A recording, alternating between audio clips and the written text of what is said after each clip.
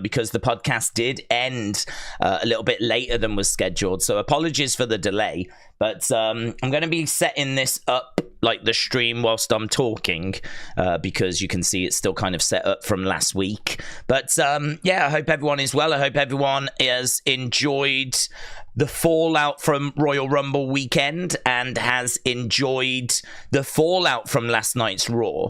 Obviously, a lot for us to get into and a lot for us to talk about. I feel always like the first thing that needs to be done is to preview this week's NXT. So we will do that first, then we'll jump into the chat and obviously get into things then. This weekend, of course, is Vengeance Day. Let's not forget to mention that. We will do it on the channel. It's on Sunday. I actually don't know the time, right? So as of right now, I don't know if I can do a stream on Saturday as well as do Vengeance Day. I think I can. I believe I can. So at the moment, I'm definitely doing Vengeance Day. I suppose the thing I don't know is, can I squeeze UFC in as well? Right? I think I can, but we're definitely doing Vengeance Day this weekend. So in regards to what we're getting tonight, obviously a lot of stuff to do with Vengeance Day. We're getting Ilja Dragunov and Trick Williams face to face ahead of Vengeance Day. We've got Trick Melo Gang battling the LWO.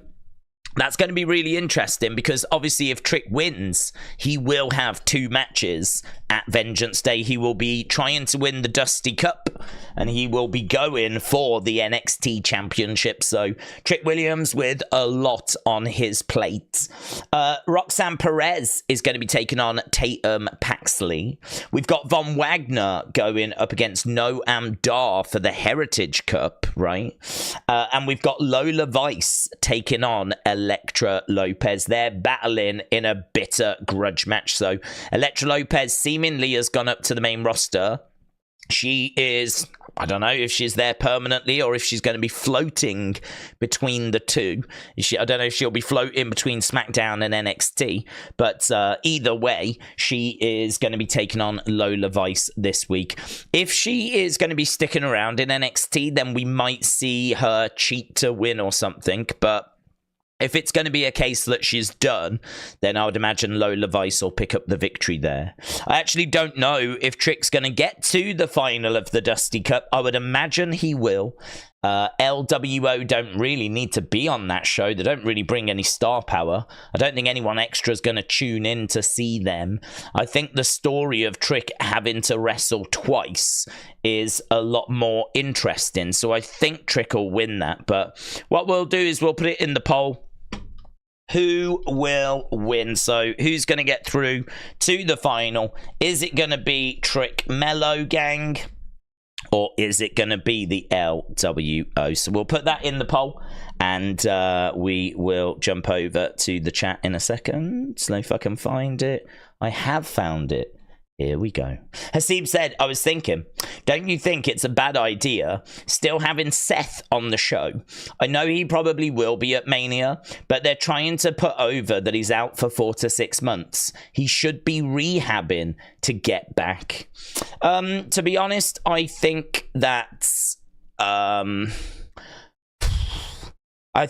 it's a little up in the air, isn't it? I mean, is it bad him being on the show? In a way, yes. But there are such bigger things that are going on at the moment that I don't think it's a focus. It probably should be a focus because you're right. He hasn't even been able to confirm that he is going to make it. He said he's going to try. I'm going to move mountains, you know, the time frame. If what he said is true, just doesn't look possible. But he's, you know, I don't think what he said was true. I think that he got a diagnosis that was much shorter than what he said. So he's going through that process of recovery. And I think he is under the impression that he's going to be fine. But in storyline, he is desperately trying to do everything he can to get back. So in your regard, what you just said, like, is it good having him on TV all the time? You know, I don't know that it interrupts with his rehab, but to be honest, I mean, what if someone jumped him? I mean, there's, you know, it's probably a lot safer to just stay at home. He's injured. so why not just stay at home? If he's going to be there, you in storyline, you run the risk of Judgment Day attacking you and Damian Priest cashing in, do you not? What would stop, if you're going to keep turning up to Raw, what would stop Judgment Day from attacking you and Damian Priest cashing in? What's going to stop that from happening? I'm not aware of anything that would stop that from happening. So him constantly turning up whilst being injured and whilst being a champion, and whilst there is someone that's still got the briefcase, whilst we still in storyline don't know if he's going to make it, I completely agree, actually. I agree. I don't think it's the right look. I think the problem is, though, that we were meant to have Brock Lesnar around. Brock was meant to be back at the Rumble, and he was meant to be like starting a feud with Dominic Mysterio, and there was going to be, like, who knows, maybe some kind of segment on Raw. And obviously we can't do that. The CM Punk situation, I mean, I don't think it's a work. So that situation feels like it is a problem, right? So this is what I'm saying. The Vince allegations and everything that's gone on. I mean, big picture, the Seth injury is, yeah, in the cold light of day, he probably shouldn't be there. But with everything else that's been going on, I think it's just, please, guys, just let us off this. I think it's one of them. Triple H is like, just give me this, would you? Right? I think you can see the fire. I'm surrounded in fire at the moment. Can you just let me use Seth for a couple of segments without questioning me about it, please? I think it's probably one of those. But you're not wrong. In the cold light of day, he probably should be away rehabbing. And I think the best way of using him would be him sending in videos.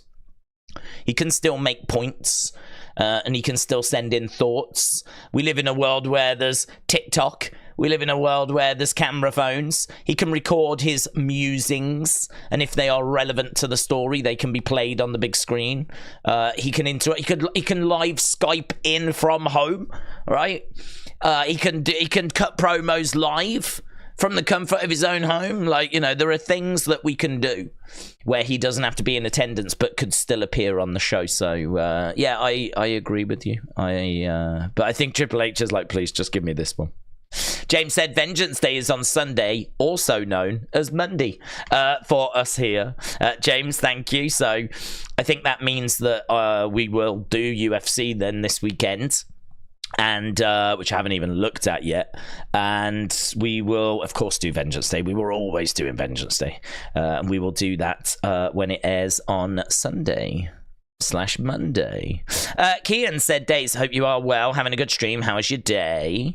It's been okay. It's been I'm finding now that after Raw, I've got so much to do that I'm really getting to bed quite late, which means I'm really getting up late.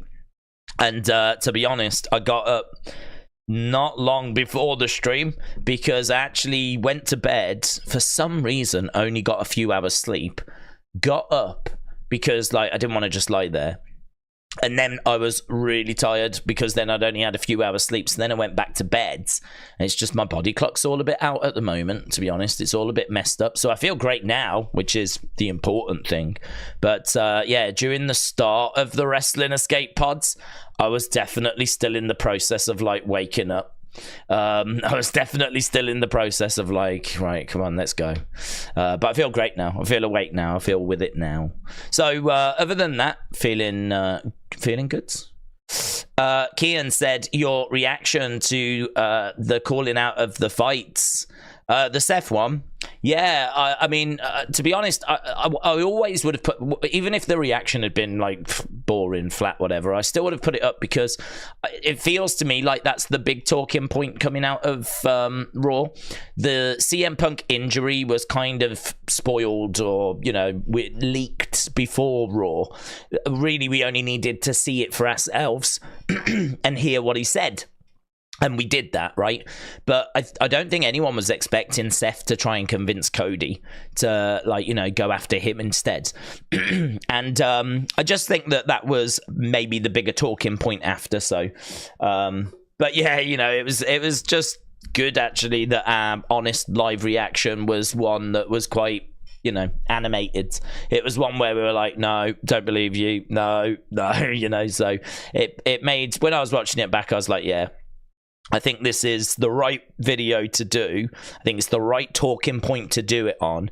And I think there's a few little funny comments in there as well. So I think it ticked all the boxes. And sometimes you don't get that, to be honest. Sometimes, like, you know, like with CM Punk's return, I've said a million times, like, if I, you know, could have chose to have, like, exploded with, like, shock, I absolutely would have. But my honest reaction was one of, like, just, I couldn't believe what I was seeing, and I was just stunned. It's funny because, like, there are some, you never know how you might react to something happening, right? But with, like, I don't know, Bailey turning heel or Finn Balor doing something, like, that is something that will probably spark, like, oh my God, you know, this is amazing, or that's what they do in this is a shock, blah, blah, blah, whatever, right? But there is a level beyond that. There is actually, which I've discovered, there is a level of shock that exists beyond that. And it's one where it doesn't compute and it doesn't quite go in, and you can look at it and it just doesn't make sense. And it's only ever happened to me a few times with wrestling. It happened to me for the CM Punk return, and it happened to me when the Undertaker streak finished. Do you remember that guy, the famous guy, actually? So, you know that guy that they cut to him in the crowds, and he was standing there and he was just mouth like open, couldn't comprehend what was happening. Like, I feel it's funny, some people do react to things that way, whereas some people are, like, very animated when they, like, you know, a shocking moment happens. I never thought that I was the type of person that reacted with a mouth open, like, stunned kind of a reaction type thing, you know. I never thought I was like that, but when Undertaker's streak ended, that was my reaction. I was like, I remember being in a pub, and I remember just looking at it. There was no, like, shouting, screaming, or anything like that. I remember just, like, looking at it, going, like, they're gonna say that that's not it. Like, you know, you wait, like, your brain's telling you, like, another ref's gonna come down. Like, that's not the end. Even though it's the end, and you're watching Paul Heyman shocked, and you're watching Brock Lesnar laughing, and you're looking at it and you're going, that's not the, that's what's happening. It just doesn't go in. It's so weird. It's so weird. It's really weird. To be honest, it's a feeling I don't like. I don't like it. It's horrible. It's a weird, like, I don't know, like a disconnect. And the only other time that I had that was the CM Punk return. So I'm pleased that you enjoyed, like, you know, some of the reaction videos, whatever. I never know what's going to come out, to be honest. And there's a couple of times where it's gone to that level and I don't really like it. But yeah, that was one where the stars sort of aligned, and everything that you would want to make a fun little short reaction video was there. So hopefully we'll have many more throughout 2024. Undercover Manager said, evening days, hope you are well. Still can't believe that days later not one person has picked up on the fact I emailed you about the poor grammar in the spelling in Vince's texts. Well, I think so. Undercover Manager sent me an email saying that he didn't think that these texts were from Vince because Vince is a stickler for, you know, doing things right and having, like, you know, everything lined up properly, and so the grammar in the text is maybe not in line with that, right? But I think the honest truth is, and the reason why I've not done anything with, you know, the point that you raised is, we don't know. It keeps coming back to that. I don't know. I don't know what his normal text style is. His normal he might send so many texts that his shorthand, where it, rather than writing C as SEE, he just puts the letter C, you know, rather than, like, you know, because he's such a busy man, that might be like one form of communication where the rules just go out the window. He sends so many. Perhaps he was a stickler when he first started, and as time has gone by and he's had to send responses so fast, so quickly, he's developed a habit where he does just go see you and just does it quickly, just for speed, just for efficiency. Because rather than like doing it all, typing it all properly and making it all look like, you know, a format sheet or something, maybe he's just got into a habit of it just being blah, blah, blah, blah, just super quick, because I've got to send this, then I got to do that, then I got to do this, then I got to do that. Maybe it's something like that. I have no idea. You know, it could take all of 2 seconds for someone to just turn around and go, no, that is how he texts. It's a bit weird. You don't expect it, but that is how he texts. So I just don't think you can tell is my honest answer. I just don't think that you can tell. There's nothing there.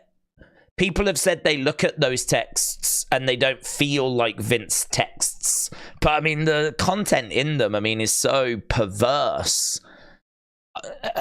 How does Vince type text messages when he's being, like, you know, a sexual predator? I don't know. There's a sentence I never thought I would say.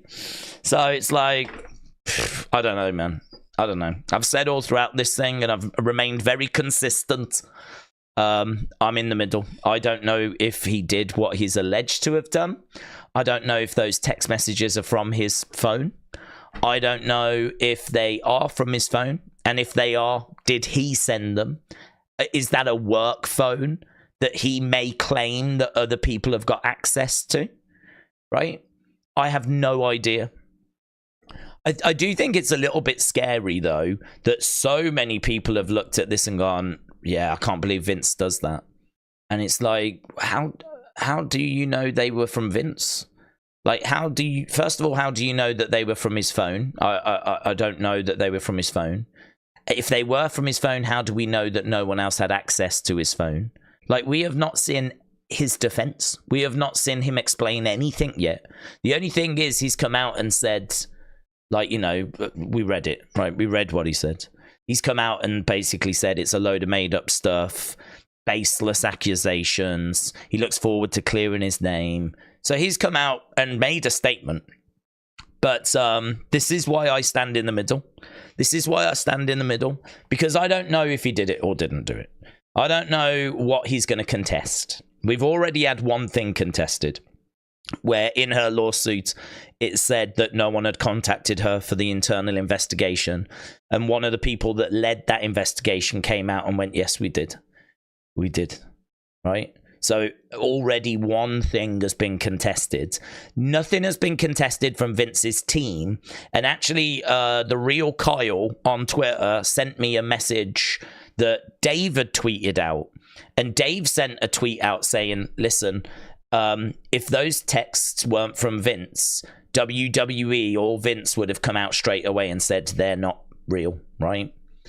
My response to that would be, well, that's one approach, right? But there's no way you can say that that's the strategy that Vince's defense is going to take. You can't say that they must be real because people haven't yet come out and said they're not. Because Vince's legal team, their strategy, we have no idea what their strategy is. If they came out publicly and said that is not from Vince, then the other side might come out and counter it, right? And now all of a sudden, you've got even more back and forth playing out in the public eye. They might want to avoid that. Like, rule number 1 might be, we'll prepare our case and we'll present everything in court, right? Rule number 1 is we're not going to engage, like, in the public eye like they're doing. Like, because as we said, they've already been on that Law and Order YouTube channel, right? They've already, like, you know, the lawsuits out there. They've gone onto a YouTube channel. So they've already, you know, seemingly, like, you know, gone pretty big, gone public. And I could understand Vince and their defense team going, right, any response we're going to have is going to be in the courtroom, because anything we do outside of that is just keeping this on the agenda. It's just keeping it on the agenda. It's keeping it in the conversation. we need to, for everyone's sake, try and, like, you know, turn the temperature down. So for Dave Meltzer to come out and say, listen, if those texts were fake, they would have come out and said so. I have no idea how he can come out and say that. I have no idea legally what legal understanding he has to come out and make that comment. That is his opinion, right? That he believes that that's what they would do, right? That's the strategy he believes that they would adopt. But he doesn't know this, right? He doesn't know anything. He doesn't know that that's the strategy. And I'm not trying to defend Vince. I'm just trying to stay level-headed. If someone... And it doesn't matter on which side. If someone says to me something about Janelle's side, or if someone says to me something about Vince's side, I will play that devil advocate. I will play that devil advocate. I will look at what's being said, and I will think, is there a counter to what's being asked there? Is there a counter to what's being said? So the counter to what Dave has said, well, the counter to that to me is, well, why do we want this in the public eye any more than it has to be? That would be the counter. The counter to these texts can't be from Vince because of the handwriting. Well, the counter would be, we have no idea how Vince texts. Like, we just don't know. That's a theory. It's speculation, but it's theory and speculation that might take all of 2 seconds to debunk if we just get some other texts that Vince has sent and it turns out that he does write in that format and in that style, right? If he does write in that format and in that style in his text messages, that theory goes out the window, doesn't it? In like 2 seconds flat. I think it's a fair... If I was Vince's defense lawyer, and I do not have any kind of standing in law, but if I was Vince's defense lawyer... you know, I've got a few questions, let's say, right? I've got a lot of questions. First one is, you know, that 3 million that would have meant this never came out in public. Yeah, just a quick question. Why was that not paid? What, like, she got $1 million and then for some reason, like, we just didn't pay the rest. Like, can you just for my own sanity, let me know why we're even here? Because had she have got that 3 million, none of this would have come out. So... can you let me know what's happened there? Yeah? That's question number one. Another question is, did you write these text messages? Are these from you? That is definitely another question, right?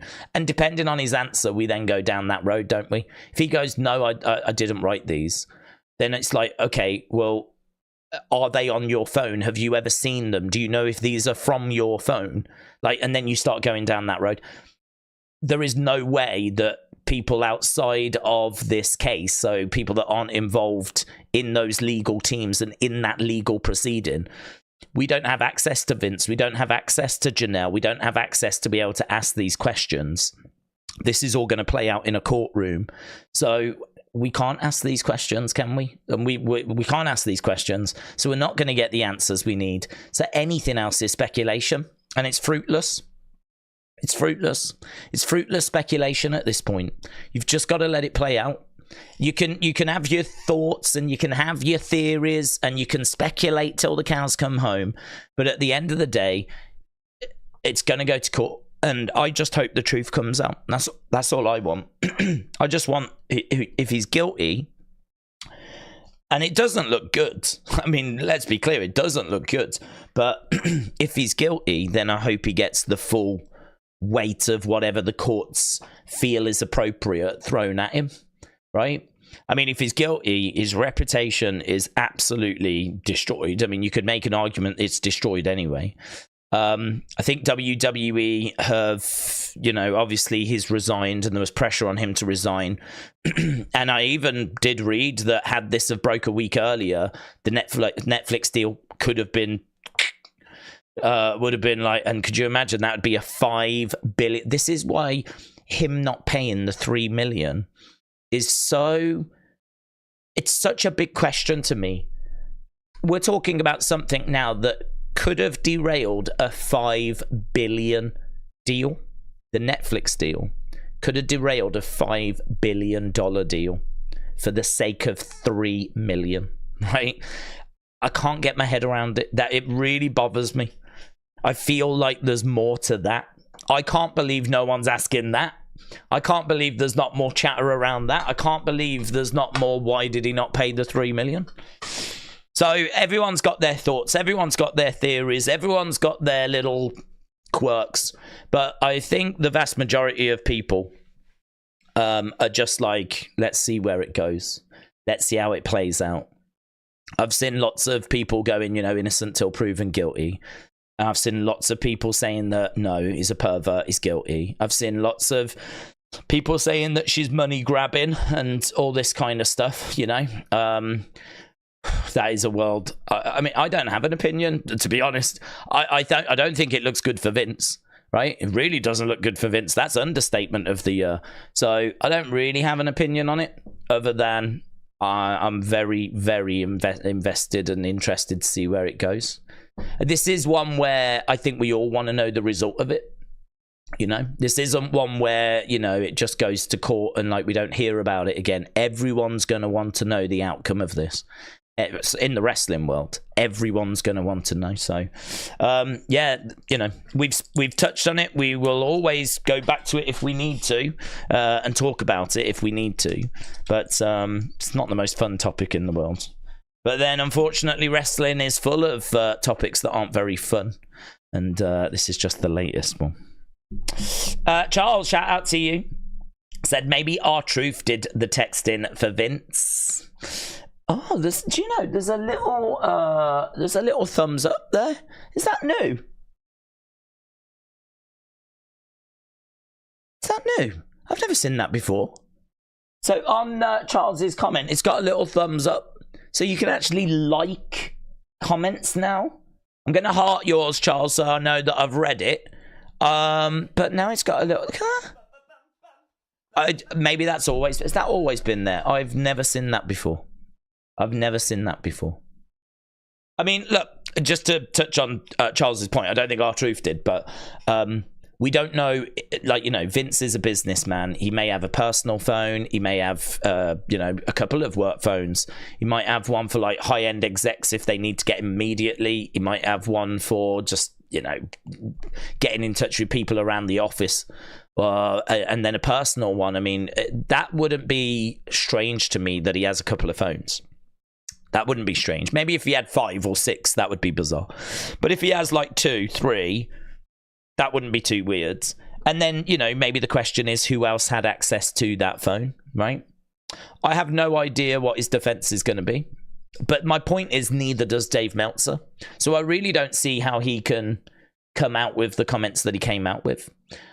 Real Kyle is really invested in this and has tagged me in a few things. There's also a podcast featuring Stephen P. New, which I listened to, and I was really disappointed in, because the kind of stuff, I think we come from it, and, people can disagree. I think we have approached this with a very level-headed, middle of the road.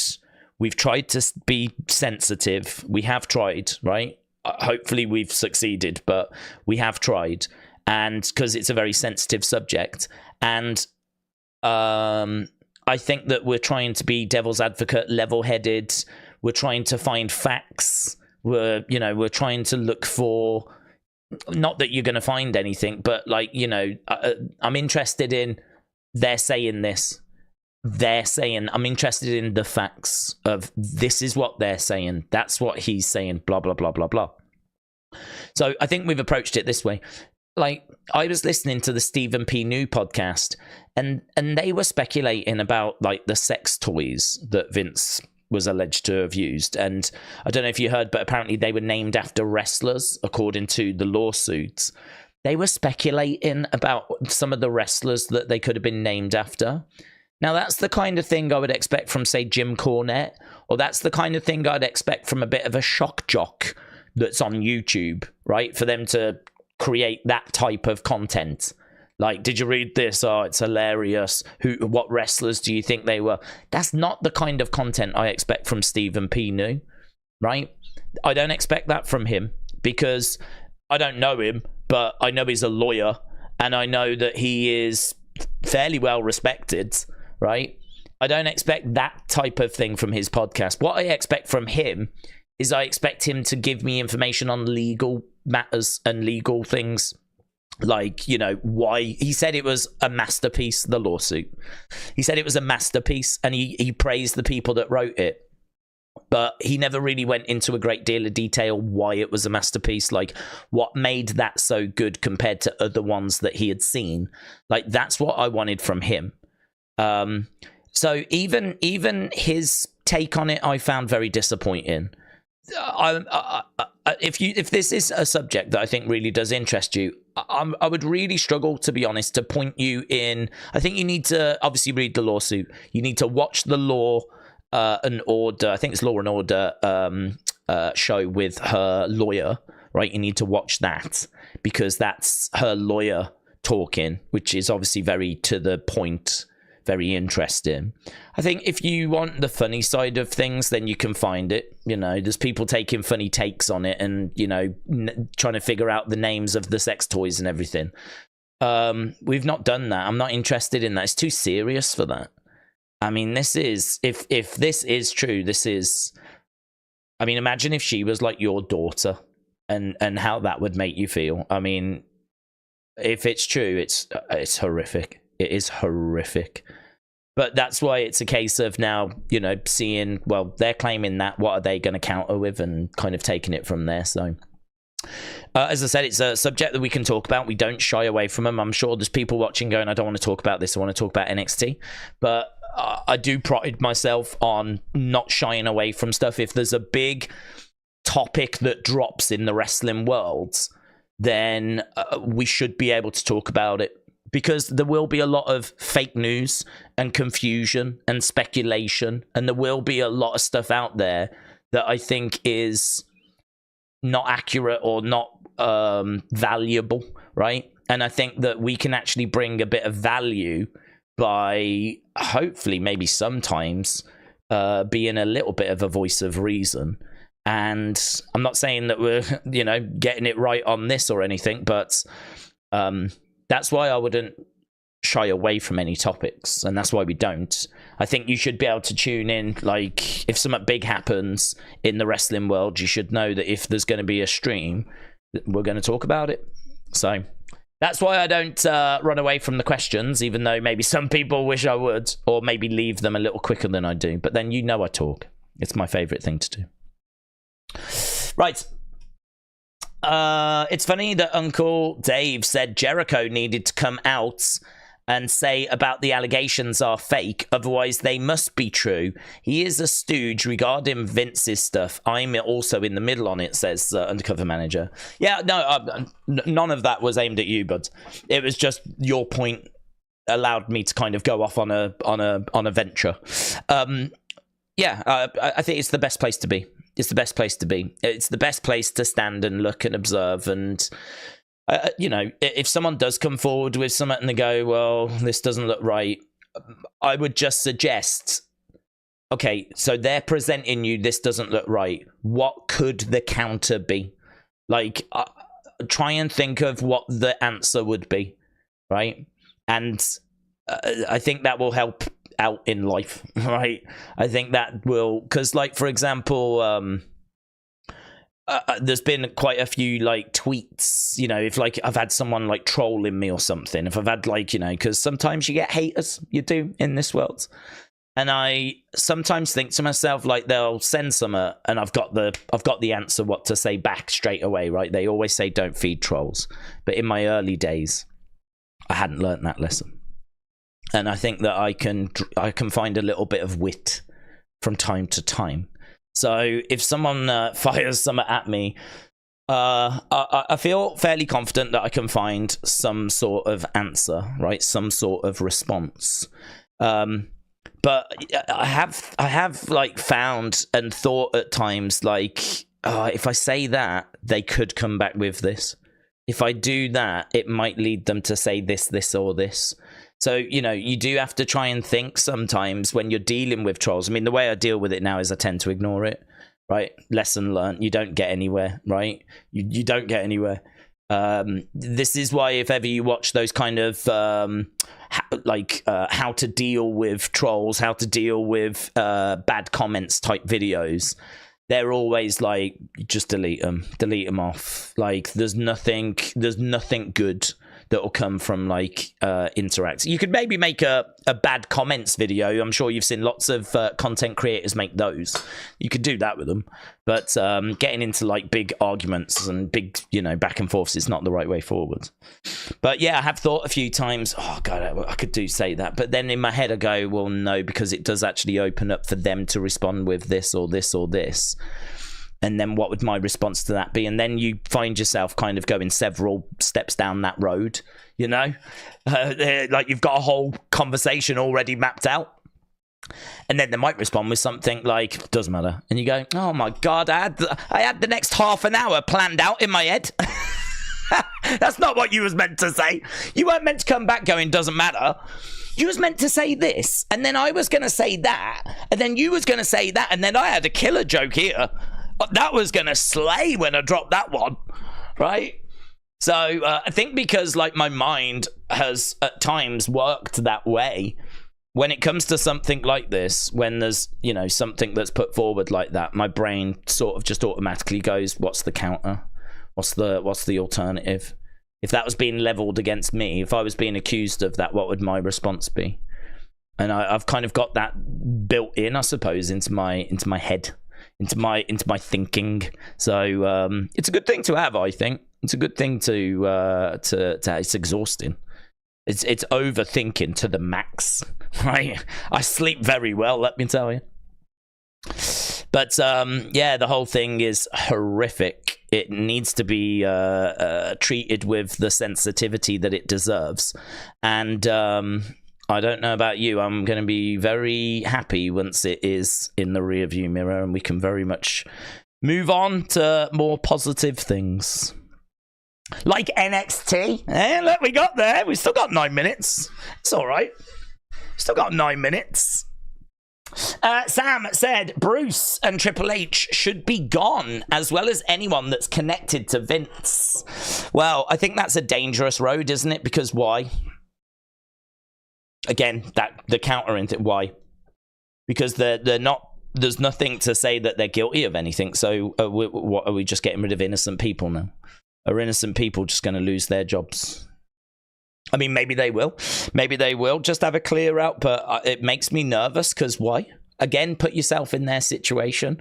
If you're Triple H, you're Bruce. You haven't done anything wrong. You've turned up. You've done your job. Why are you now out on the street? Because business.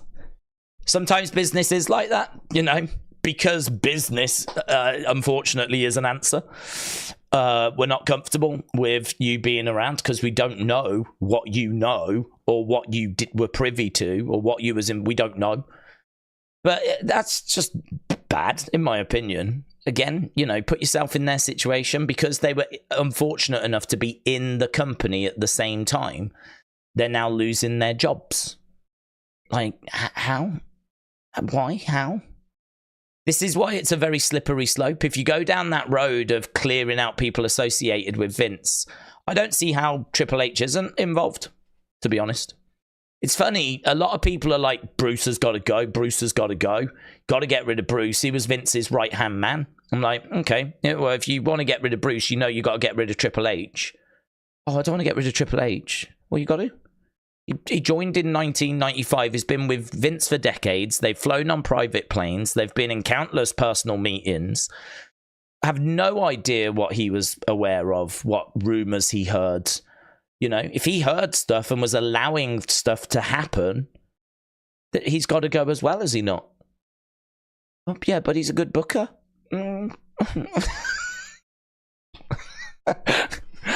Priorities, yeah? But I like his booking. All right. So Bruce can go because you don't actually know what he does. But Triple H can't go because you like his booking.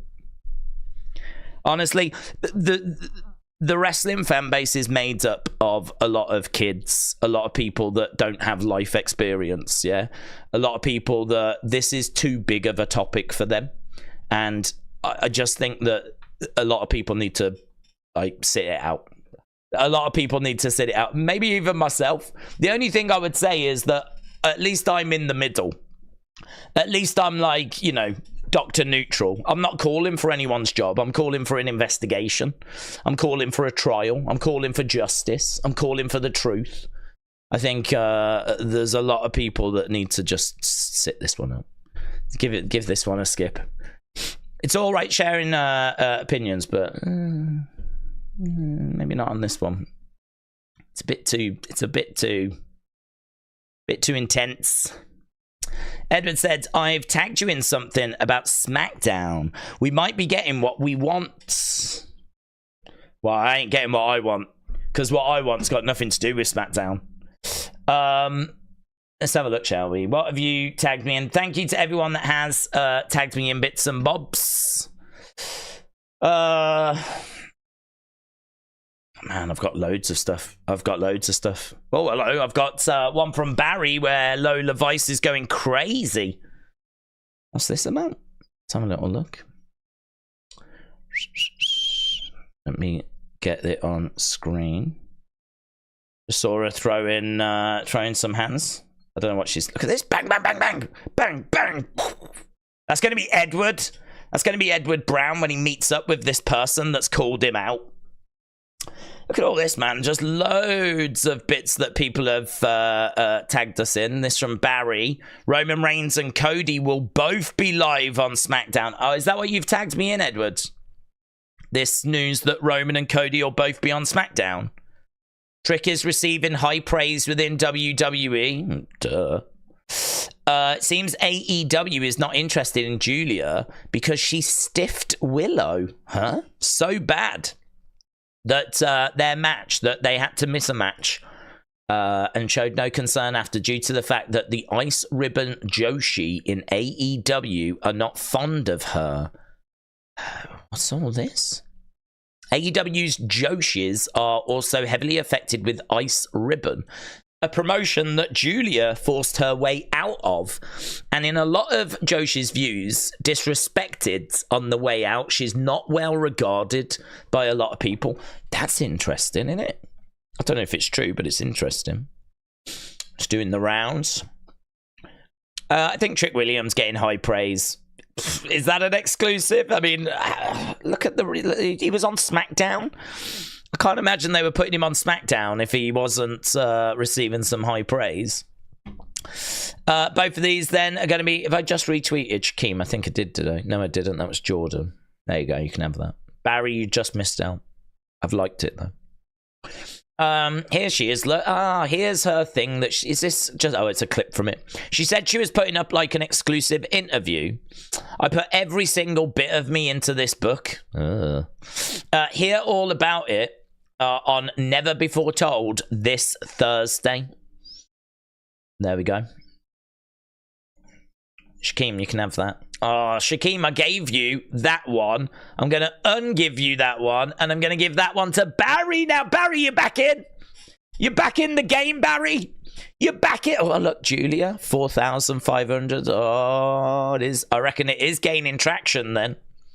That's Julia news. Sweet Warrior, how can people defend a lawsuit? Oh, God, see, we just keep getting dragged back into it. Here we go. Let's go. How can people defend a person with that lawsuit, knowing he also paid off other women in the past? Has anyone thought how much strength and courage it takes to be able to make this lawsuit? It's just my opinion, though. As a warrior and a survivor, I hope the truth is out. Okay, let's respond. Let's do it publicly. This person is found their way onto this stream, so we will respond publicly.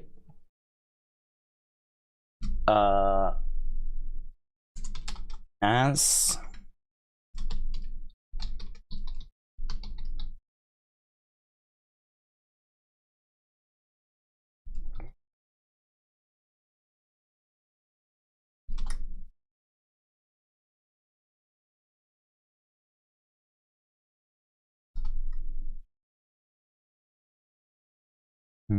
what's the word I'm looking for?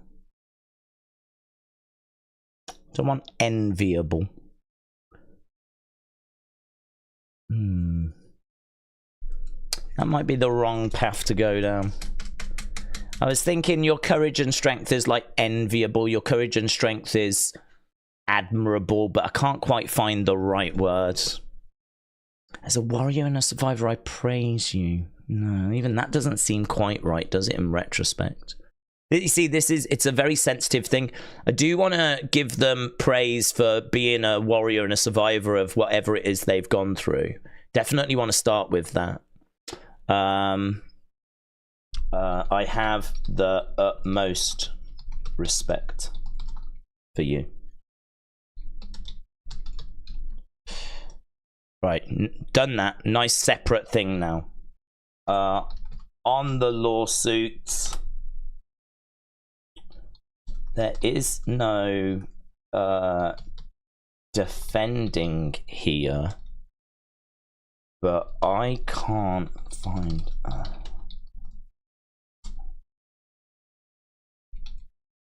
no. Guilty.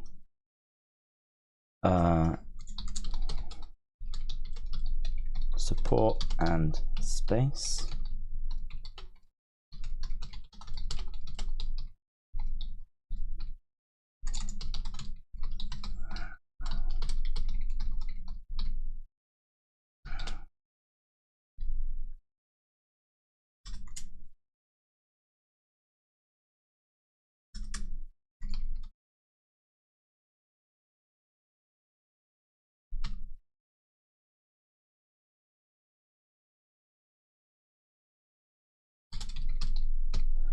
That's my point. So we are going to go to NXT. It hasn't started yet. It says, how can people defend a person with that lawsuit? Well, because it's only one side. We haven't heard the other side. Knowing he also paid off other women. Yeah, but paying off to make some, you know, if a load of people were saying you'd done something and you can just pay a bit of money to make it go away, you could understand why that might be in his best interest, because look at the damage that this has caused. So for 3 million, which is nothing to him, it's nothing to a billionaire, 3 million, you know, none of this would have come out. The damage this has caused already is more than 3 million. It could have upset a 5 billion deal, so that's why you pay it.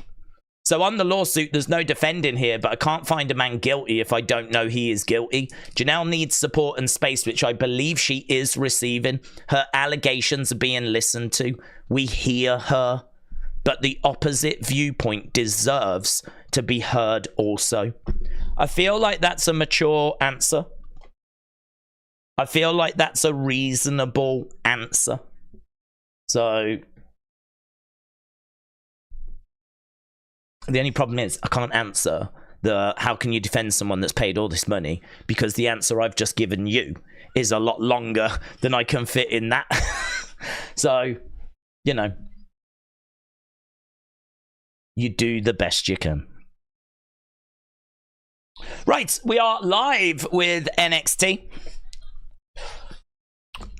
We have got Lola and Elektra just being shown right now. K-pop lover said Lyra and Tatum are Trish and Mickey. Right, we're just seeing last week when Elektra launched herself at Lola. We're also seeing Chase U have their classroom dismantled. JC Jane thinks she's got a plan to save it, though, and actually, Chase U haven't heard about this yet, so maybe all hope is not lost just yet. And here he is, look, Trick Williams, Ilja Dragunov.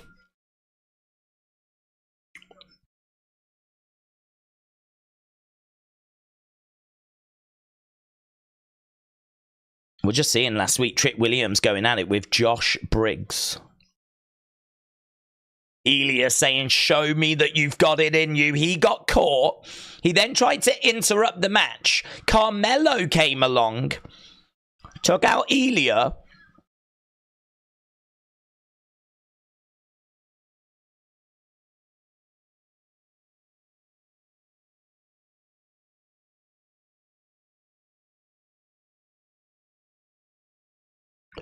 Boom, there we go. Right, we're starting off with, I think, the Trick Melo Gang. There's the Dusty Trophy. Yeah, man. Right, so we're starting off with this tag match. We asked the question, who's going to win? Trick Melo Gang, 79%. LWO, 21%. So we are going over to this first match. You lot are under the impression that it is going to be Trick Melo Gang.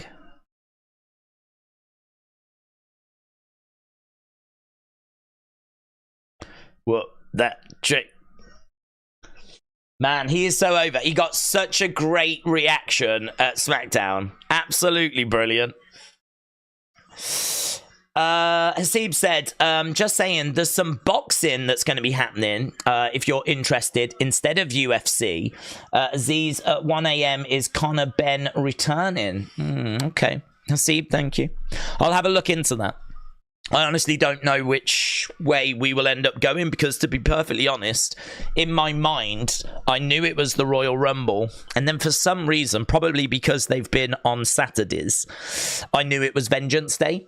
So in my head, I was not doing anything this weekend but Vengeance Day. So I have not looked into anything whatsoever. So I will have a look at that.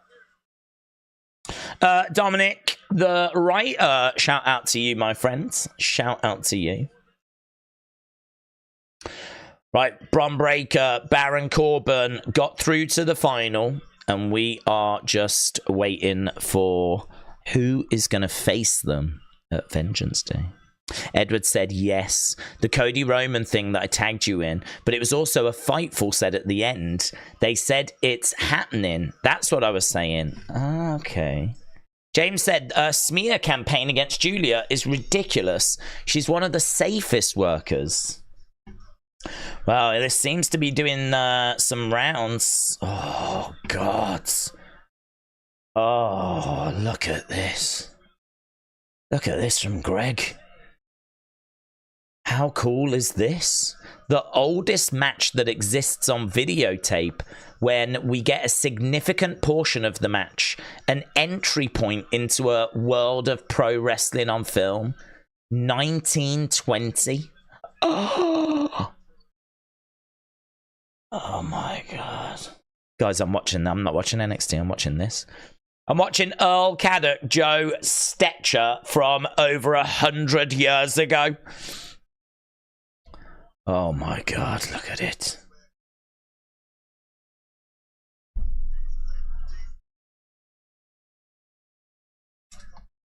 Right, we've got I'm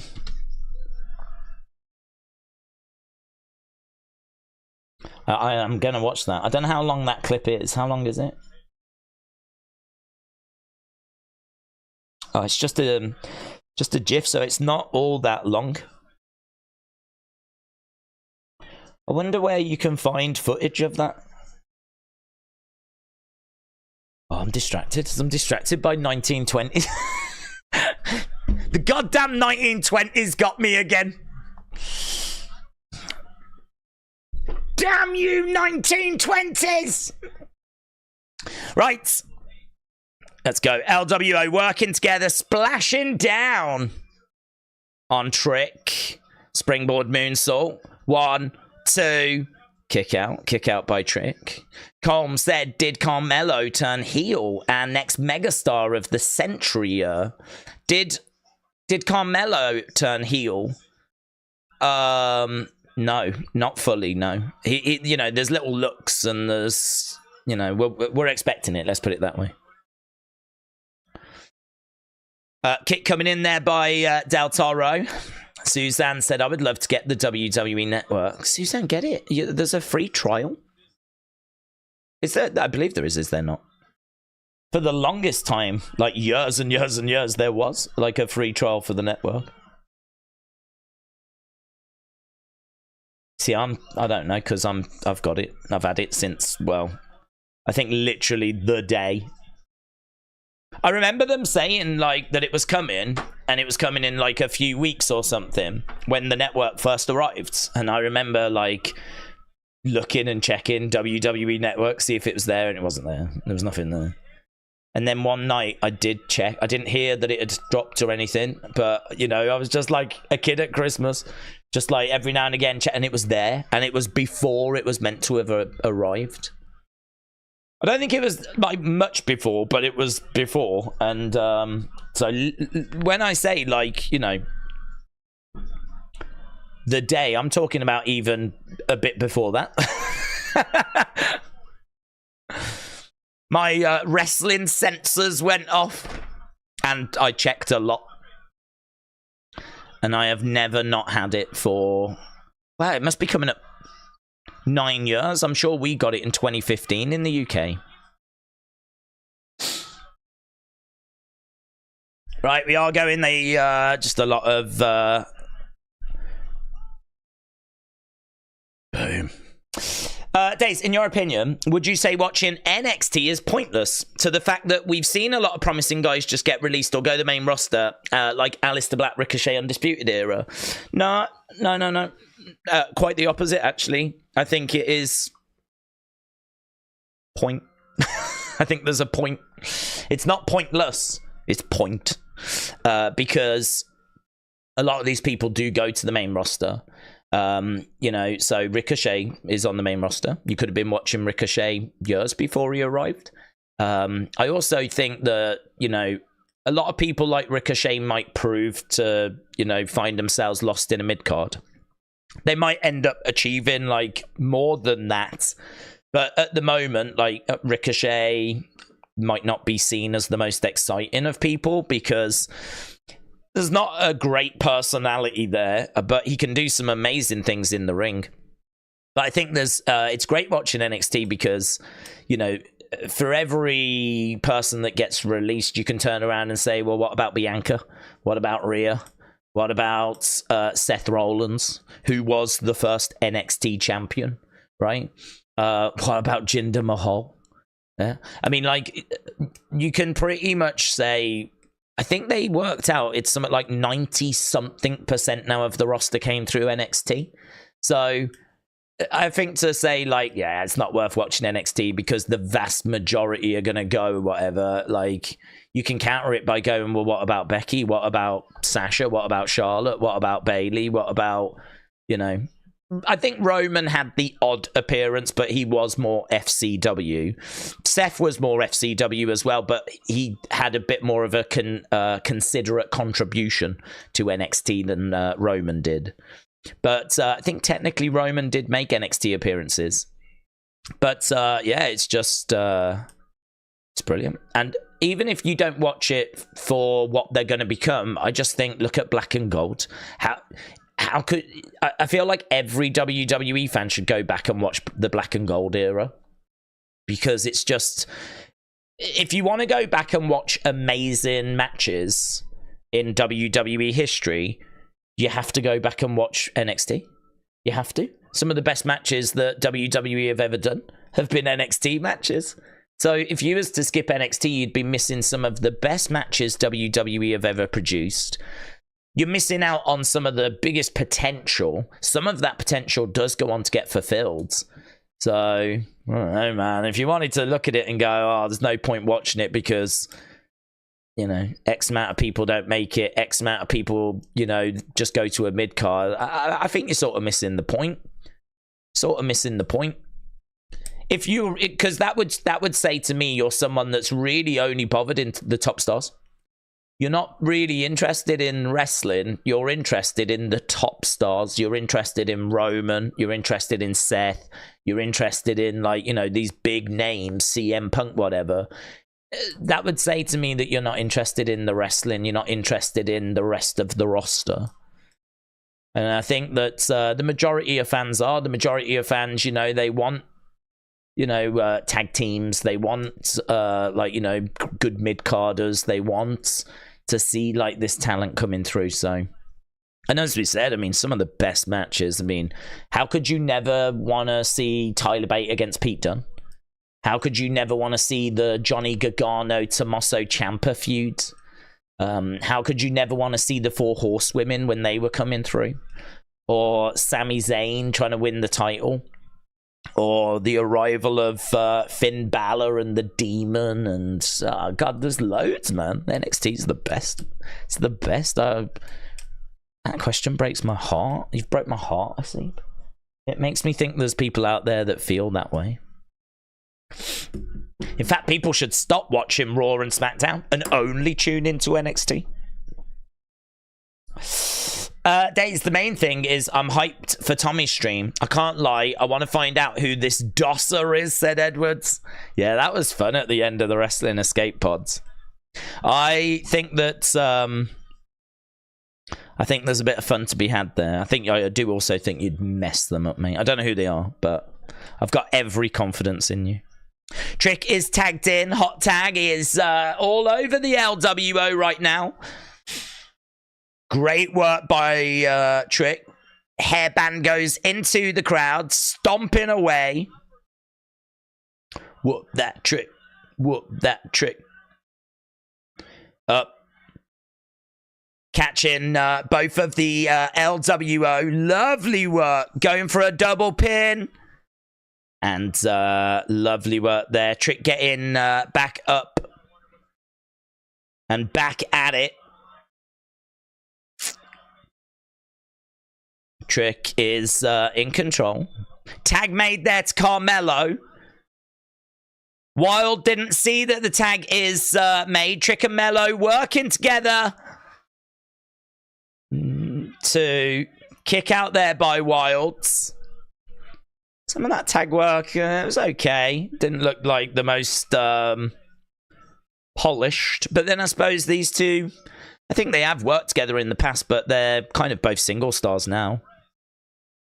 Not like Wilde and Del Toro that team together on a regular basis. Kick coming in there by Del Toro and to Carmelo. Carmelo is upside down in the corner. Oh, look at this. Double coast to coast. Carmelo in trouble. Oh, I thought he was going to get up and get out of the way, but he didn't. He got caught. Looked a little sloppy, though. 1, 2, and Trick made the save. Do you know what? I was watching that thinking, Carmelo can't kick out of that, man. He can't kick out of that. He can't kick out of that because it... Has he injured himself? Think he's okay. There was a moment there where he was laying down and he was just like messing with his nose. I was like, no, you've not broke your nose. You've not broke your nose, but I think he's okay. But yeah, I was like, nah, you can't kick out of that. A double coast to coast. And he didn't. It was Trick that made the save. Trick rolls out the ring. Carmelo is down. Carmelo is trying to get back up to his feet. Forearm strike there by Carmelo. Carmelo goes down. Kick coming in there by Carmelo. Another shot coming in. Del Toro on his knees. These shots are being traded back and forth. Forearm strike coming in. Another forearm shot coming in by Del Toro. Kick there by Carmelo. Carmelo comes over. Del Toro going over the other side. Shot there by Del Toro. Del Toro up top. Missile drop kick. Down goes Carmelo.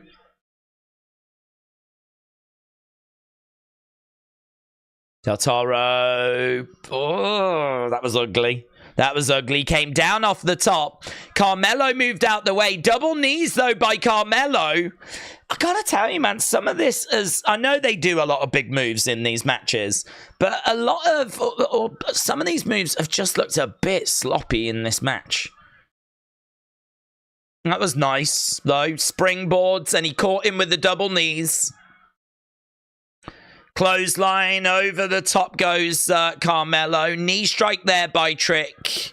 1, 2, 3. Trick and Carmelo win. My feeling on that match is that they went for a lot of big spots and they went for a lot of big things, and the timing was just a whisper, a beat, just not much. It's not like there's a compilation of botches I can play, but it's just the normal beautiful flow of Carmelo, where he's just like water and he's just hitting everything perfectly, and it's just all just works. It just didn't seem to be there for this match. So lots of big spots, trying to do this big exciting open, and as I said, for me, just a little off in a few places, but you're gonna get that when you're trying such big things. Bottom line is, forget the match. Forget the match. It's all about the fact that we now know that Trick's going to have to wrestle twice. Obafemi is laying out the LWO. Here's Dragon Lee with an Inzaguri. Now they're throwing in big shots. So Dragon Lee and the LWO have got a real problem here with Obafemi, who is cleaning house. Boom! So Wilde gets thrown at Del Toro. Dragon Lee is up top. He comes down. He gets smacked. Obafemi. Do you know, Obafemi, I'm sure I heard, is like, what, 22?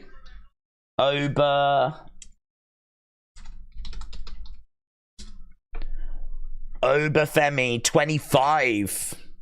25. Okay, here's Ava. We've got Ridge Holland and Ava. Ava, I can assure you. Here's Alexis King, who's got Alexis King hamper. Little gift basket.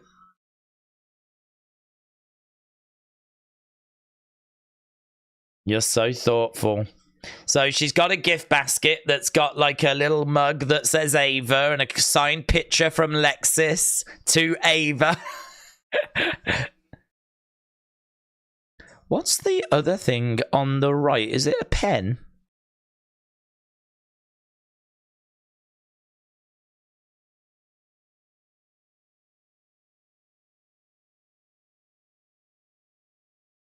I've got the perfect start for 2024 for you.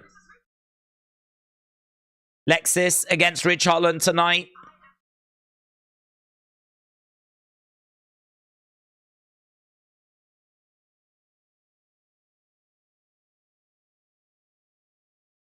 Oh, Ridge just re-gifted it back to Lexis. And Ava tells Lexis to get out.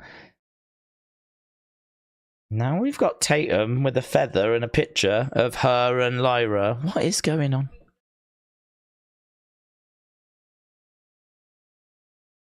This is like a weird Attitude Era, like, is this a weird, like, lesbian angle?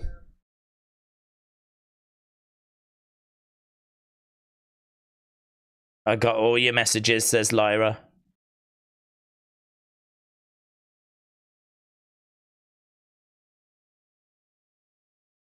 So, Lyra said, why did you attack Roxanne last week?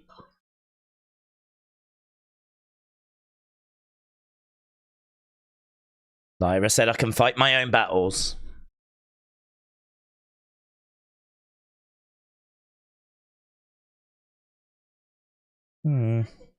Lyra has got a stalker, said for Beach Cabin. Tatum is crazy but hot, says Vince.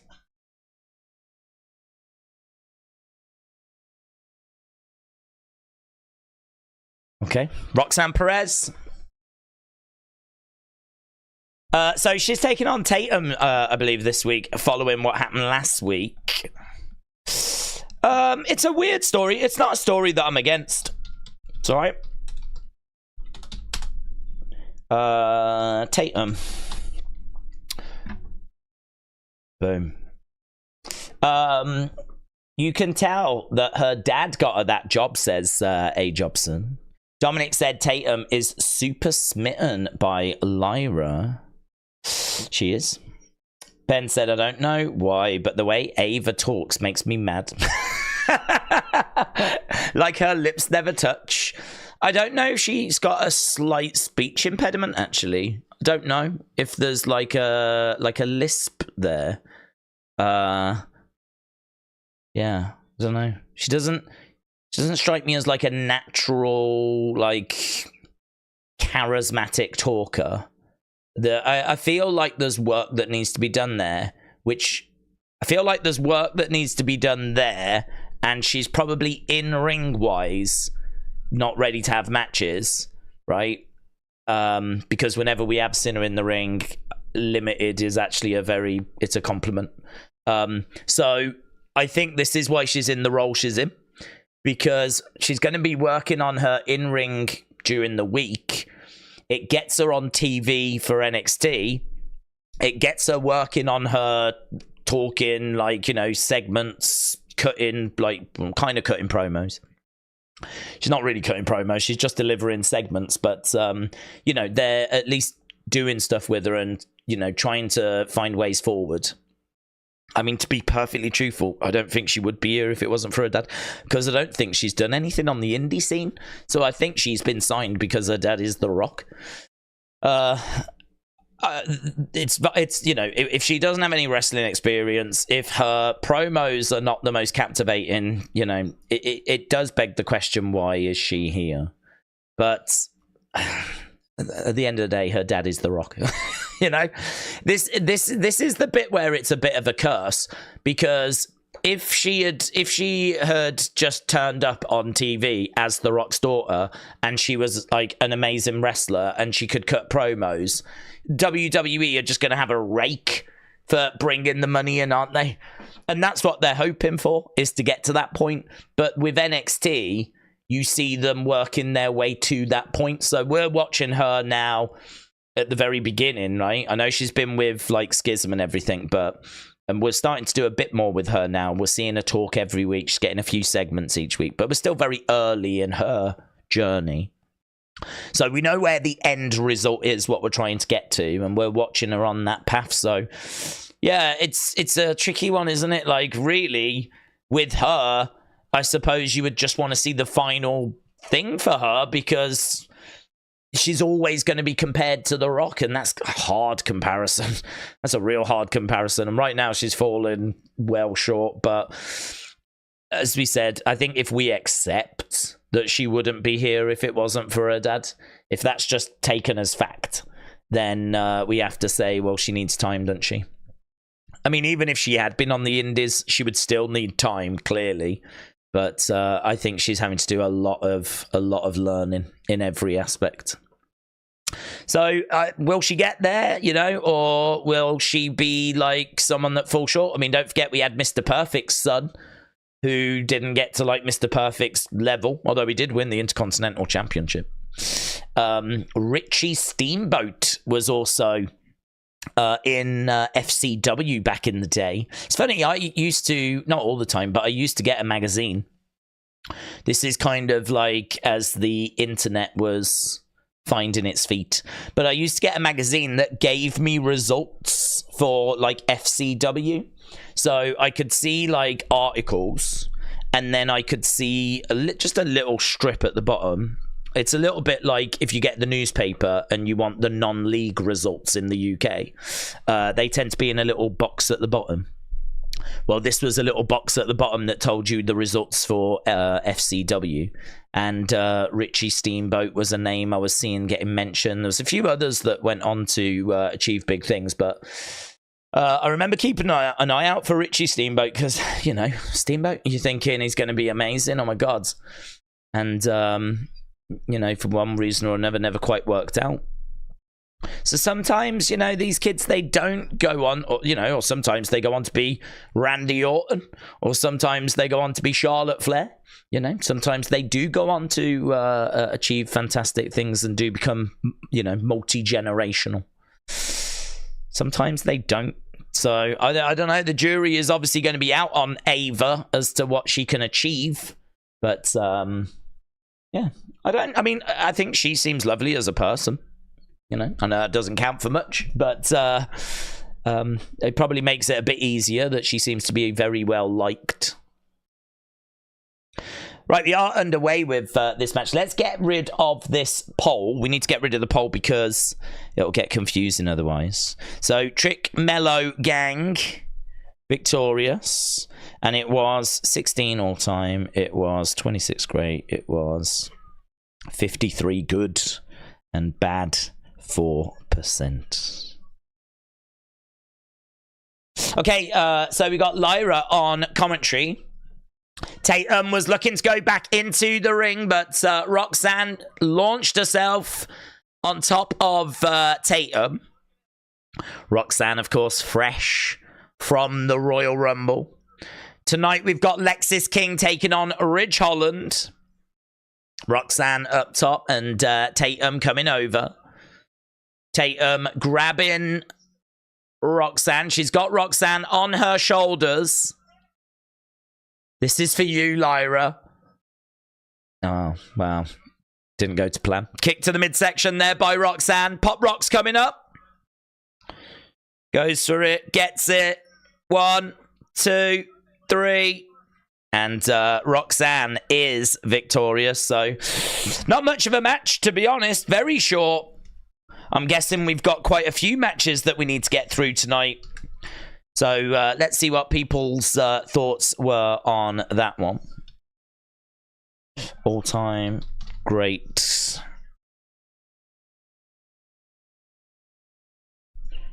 Good and bad. Boom. I love Roxanne, but come on, Tatum. Tatum is the future, says Kappa. Well, Roxanne and Tatum were going at it again. Right now, Lyra's in the ring. Lyra just having a few words there with Roxanne. Roxanne staring at Lyra. Lyra, again, having a few words. Just looks a little bit awkward, doesn't it? Lyra looks a bit awkward. Lyra's like... not sure, like, quite how to stand. Like, going back and forth at them.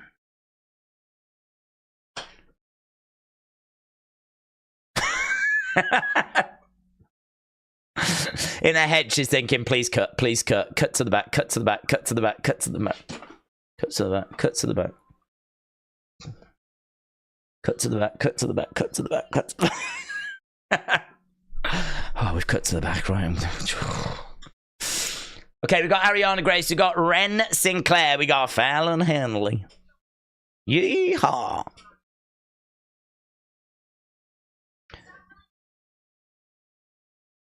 Stop filling Ren's head with your delusions of grandeur.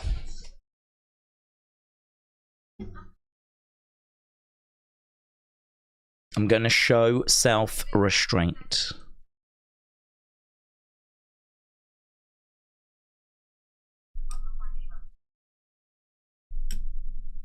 So Fallon said, how about you show Ren how much of a leader you really are? So looks like we're going to be getting Ren against Ariana Grace. We're also getting Lola against Elektra Lopez. Ooh, very intense. Very intense. Roni said, you never know if someone is going to be a big star or not. Just look at Cody. When he was Stardust, no one was expecting him to come back and win back-to-back Rumbles. And now he's about to main event 2 WrestleManias. Good point. Good point. Who will Bailey choose to face? Logan Paul.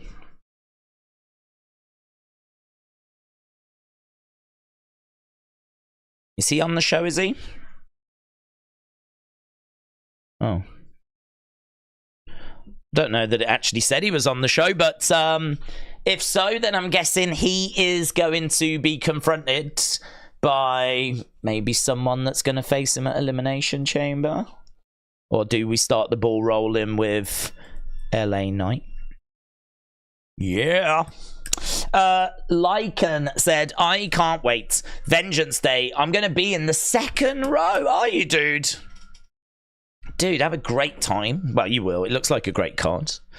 The question is, why does it show Kiana and Tiffany as featured superstars?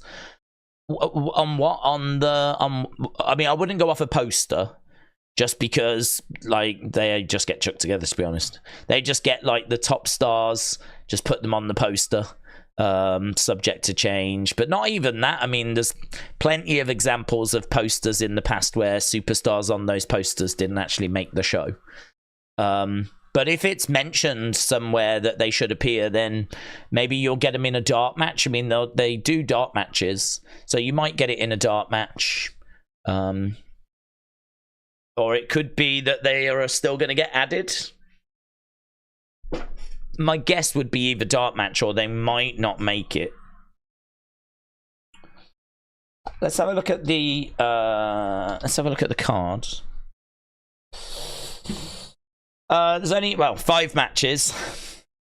I say only. I mean, that does tend to be the NXT way, doesn't it? So, Baron Corbin and Bron Breakker against Carmelo Hayes and Trick Williams, the final of the Dusty Rhodes Tag Team Classic. Lyra Valkyria takes on Roxanne Perez. Obafemi takes on Dragon Lee. Ilja Dragunov takes on Trick Williams. And the family, La Familia, take on OTM. So it's going to be the family with Adriano Rizzo, the Riz, and OTM with Jada Parker. Defcon Prime said the women's locker room camera person has still got the best job ever. Yes, I've dropped a like on that. And I've hearted it as well. Defcon Prime, I completely agree. It's the job that I keep applying for and I never hear back. This is new, isn't it? This like thing. I mean, that like thing was not there like even yesterday. I don't remember seeing this before. Like, this has just dropped. I don't know where it's come from. But we never used to have this like thing, because it never said like on the screen. So, brave new world. Kappa, shout out to you, said, Days, mate, is there a women's wrestlers promo that you look forward to? I got into this debate earlier about there's no Cena Rock Punk female on the microphone. That's... Yeah, I mean, I wouldn't disagree. I don't think there is someone that's got the... Oh, no, there isn't. There's no. I think Bailey is the one that tends to have the most entertaining content. I mean, she doesn't strike me as someone that struggles on a microphone. I like Ding Dong Hello segment as well. I thought that was good. So I feel like she does a bit of talking. She'll do that fake laugh thing, you know. But no, I mean, she's not The Rock, is she? Clearly. Becky is someone that I think her delivery at times can let her down. I think that her content can be good. I think she's had a lot of big segments, but she is not someone that is naturally charismatic, you know. She's someone that she's had some good responses. And, you know, there might have been the odd line in there that's made you go, oh, yeah, that was pretty good. But, no, I couldn't give you a Rock or a... See, I think that lady is still to arrive, which is quite exciting because, you know, it's right there for someone. For some female, some lady out there that is naturally charismatic, that can come up with some catchphrases. I mean, do we even really get that many catchphrases? I'm trying to think. I mean, if you think about the success LA Knight has had with, yeah, let me talk to you, you know, and all that kind of stuff. Do we even get women with those kinds of catchphrases? I mean, there's EST. EST. EST. EST. I can't think of any, to be honest. I mean, I would feel like that would be an obvious starting point if there was a girl that could get like some over with the crowd in that regard, you know. Look at the success that LA Knight has had. So yeah, I can't sit here and say that there's someone that strikes me as being The Rock or being the Cena like in the women's division, but there's a lot of talent that's coming through, and I don't think it's going to be long. To be honest, I mean, if you think about it, we've only really been treating women properly and right since 2015. You know, before that, we had the Divas era, which, I mean, they were reality stars. You know, we had Eva Marie in just for her looks. She was here, like, literally, no disrespect, but she was just for her looks. She wasn't here because she was a great wrestler or a great talker or anything like that. She was here because she was a pretty face. And we went through that era. And there was some decent wrestling that would come out of that era, and there's some decent wrestlers, but I can't say that we had a female Rock at that point. So really, in 2015, when we did the Women's Evolution Revolution, that's when, you know, we started to kind of take women's wrestling more seriously. So it's your Beckys, your Charlottes, your Sashas, your Baileys, your Alexas. You know, this is kind of like, for many people, the start of where women's wrestling really got took serious. Before that, there's names. I mean, you can't ignore the contributions of China. You can't ignore the contributions of Trish and Lita, right? Absolutely, you can't. You can't ignore the contributions of Wendy Richter or Alondra Blaze. You know, these are people that you know, are forefathers, if that's the right, like, foremothers. they're the foremothers. But for me, I think the point that WWE really took it serious was 2015. So we ain't dealing with much history, are we? So I feel like that woman will come along. I feel like that woman will arrive. Boot coming into the side of the head. Chop coming in there by Electra. So we are underway with Lola against Electra. We've got the scores. Back elbow. Down. Clothesline. Lola getting up.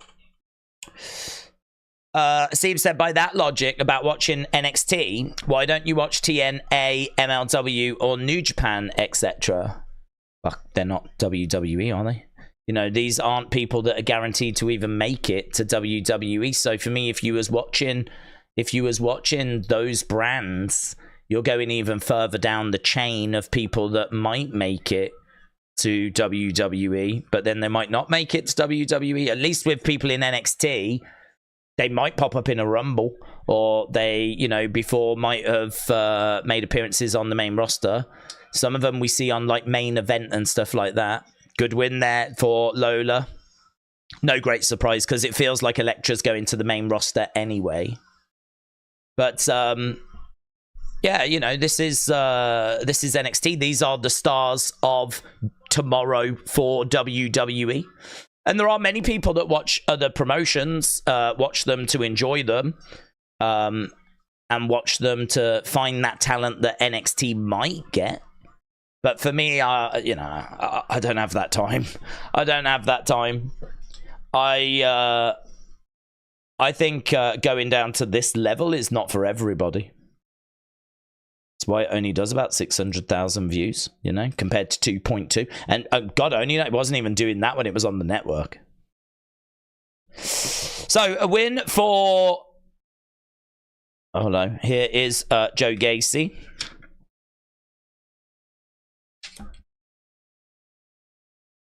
Joe Gacy approaching Dijak.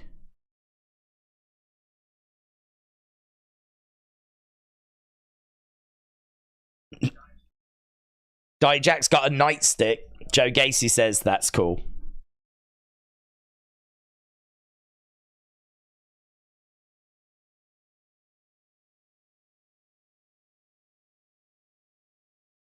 Gacy says, I don't want anything in life.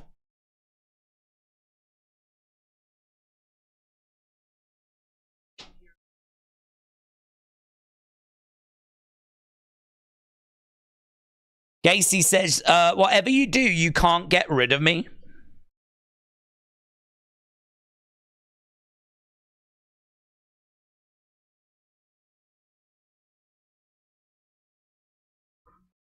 There's a tape recording of Joe Gacy talking, saying he's not going to go anywhere. Oof.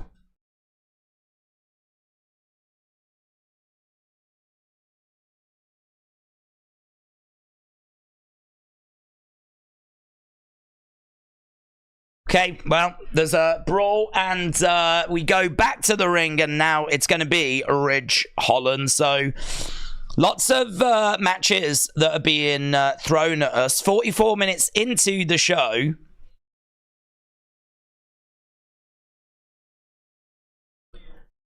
Yeah, there's no breaking point, no rest, is there? Did we even get the scores for that last match? Did I even put a poll up for that last match? Right, let's go. Match scores. All time. I don't know if I did or if I didn't. I'll have to just do it again. I thought I had. Right, Lexis King is making his way down. Lexis King. Right. Was Jade the one who used to call the men beaters? That was so hot. Don't know. Johnny said, I don't watch New Japan or TNA. I watch WWE and AEW. I enjoy local indie promotions. I watch DCW Devotion Championship Wrestling. Johnny, shout out to you. Edward said, Days, would you class me as casual or a hardcore? I watch every show and premium live events, but my mate said I'm not a genuine wrestling fan. I don't understand that, to be honest. I mean, like, if you watch wrestling on a regular basis, then you're a wrestling fan, aren't you? It's a bit like saying that you watch Manchester United and you love Man United, which we know Edward does. And because you don't watch every other game, you're not a football fan. How does that work? What do you mean? Right, you can only be a wrestling fan if you watch every promotion in the world. Convenient is ask whoever said that to you, Edward. Ask them what promotions they watch, right? And then when they tell you, name another 20 that they don't. What? So you don't watch Beyond Wrestling? You don't watch All Japan Wrestling? You don't watch Noah Wrestling? And you call yourself a wrestling fan? People being snobs, man. People being snobs. Do you know what? There's enough people that throw shade at wrestling fans. I don't know why wrestling fans would then want to throw shade at other wrestling fans. Like, if you watch wrestling, then you're a wrestling fan, right? I don't know why there's a set of parameters. Because if there is, I ain't never seen it. No one's ever said to me, right, you have to watch. You can only be a wrestling fan if you watch TNA, New Japan, MLW, NXT, Raw, SmackDown, and AEW. If you don't watch those shows, you're not a wrestling fan. Because if that checklist is around, I ain't never seen it. I have never seen it, right? Plus also, Edward, who's saying that to you? Don't they know they're going to get spark knocked out? Bang! Yeah? Let your fists do the talking, Edwards.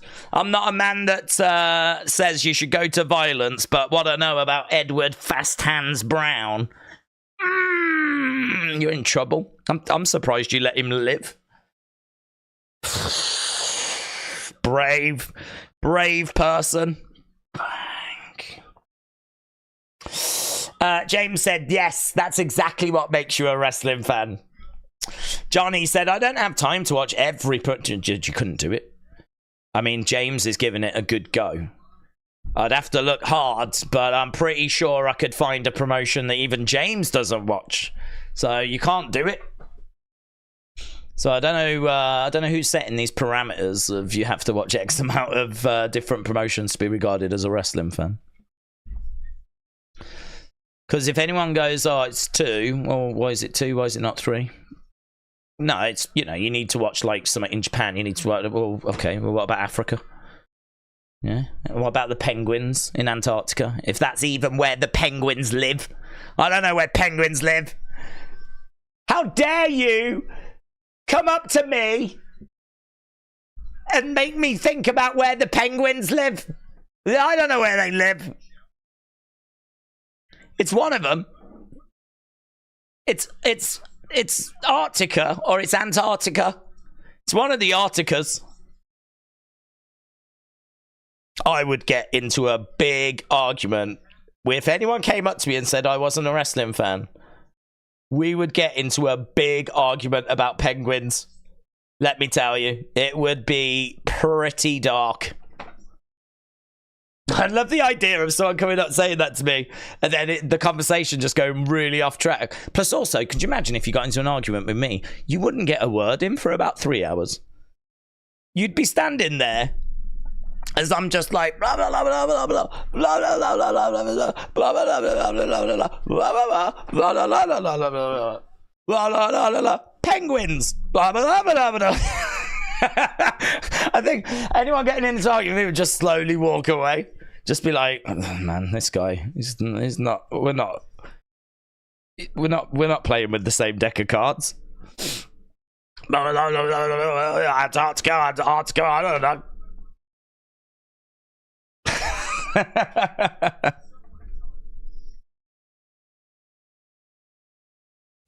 Right, we are back to the action. It's not Roxanne Perez against Tatum.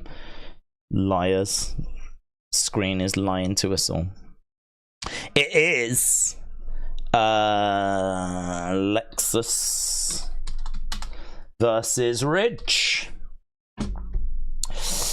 The thing I said on X is good, said Aaron. We'll be the judge of that, Aaron. We'll be the judge of that.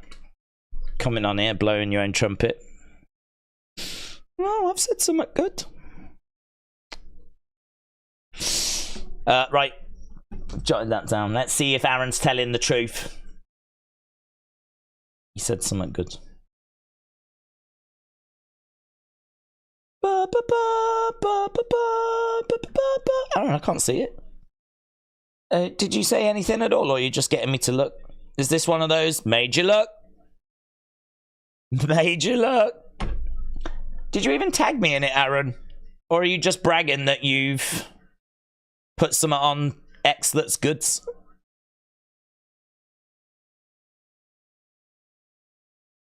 I can't see it, Aaron. Oh, is it this from 2 hours ago? Can't believe people think of this as an all-time cash-in. He literally cashed on a phony championship.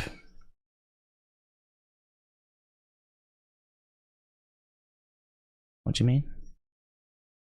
It's the WWE Championship.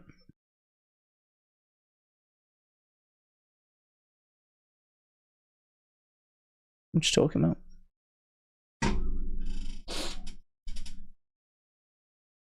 I think it's Antarctica, right? It's one of them where the penguins are not in one of them, but they are in the other. And it's one of those where you can catch people out on Twitter if they like talk about penguins being in Antarctica. If for some reason you get into a conversation and there's a load of penguins in about penguins, and they're saying that they're in like Antarctica, immediately you can shut them down going, actually penguins are not found in the southern hemisphere, right? And it's just it's a beautiful put down. It is. You can only use it in very specific circumstances though. It's quite rare that it will come up, but whenever it does and you can pull that out your back pocket, oh, it's sweet, man. It is so sweet. I'm going to have a look, see where the penguins live. Do the penguins live in the southern hemisphere? Look at this. Penguins are only found in the southern hemisphere. They're only in the southern hemisphere. So they live in the southern hemisphere. Only one species, the Galapagos penguin, is found north of the equator. Forget them. Forget them. They're only found in the southern hemisphere. So it's Antarctica they live. Do they live anywhere other than Antarctica? Penguins live on every continent in the southern hemisphere. Did you know that? They can be found in Africa. They can be found in the Rocky Islands, Galapagos, live near the equator, blah, blah, blah, blah, blah. So what's the northern hemisphere one then? What's that? What's that one? What's the top one? Let's have a look at a map. So Lexis King is in control with Ridge Holland. Ridge Holland with a headbutt there to Lexis King. Lexis King goes against the ropes. Give me a second. So I'm telling you, once you got this information, you can kill. There's some arguments that you can slay. But you do have to be talking about penguins. Knee strike coming in. Oh, shot to the back of the head. Lexis King goes down. Oh, hello. Who's this? Gallus. Gallus getting involved. So Gallus are making their way down to the ring. And a spear there by Ridge. Back into the ring goes Coffee. Coffee to the outside. 4-on-1. I've tagged you in Sean Ross Sapp's tweet. Is it about penguins? Penguins are a group of aquatic flightless birds. Yeah, I want to know where they're not found, though. Because if you ever get into a conversation, someone's like, oh, penguins are found in Antarctica or whatever. And you can be like, no. they're only in the southern hemisphere. It's a win for Lexis King.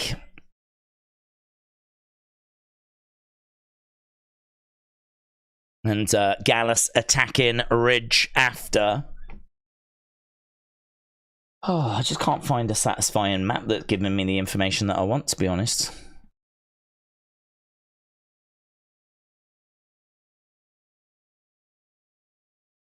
Arctic Circle. They're not there. So you don't find penguins in the Arctic.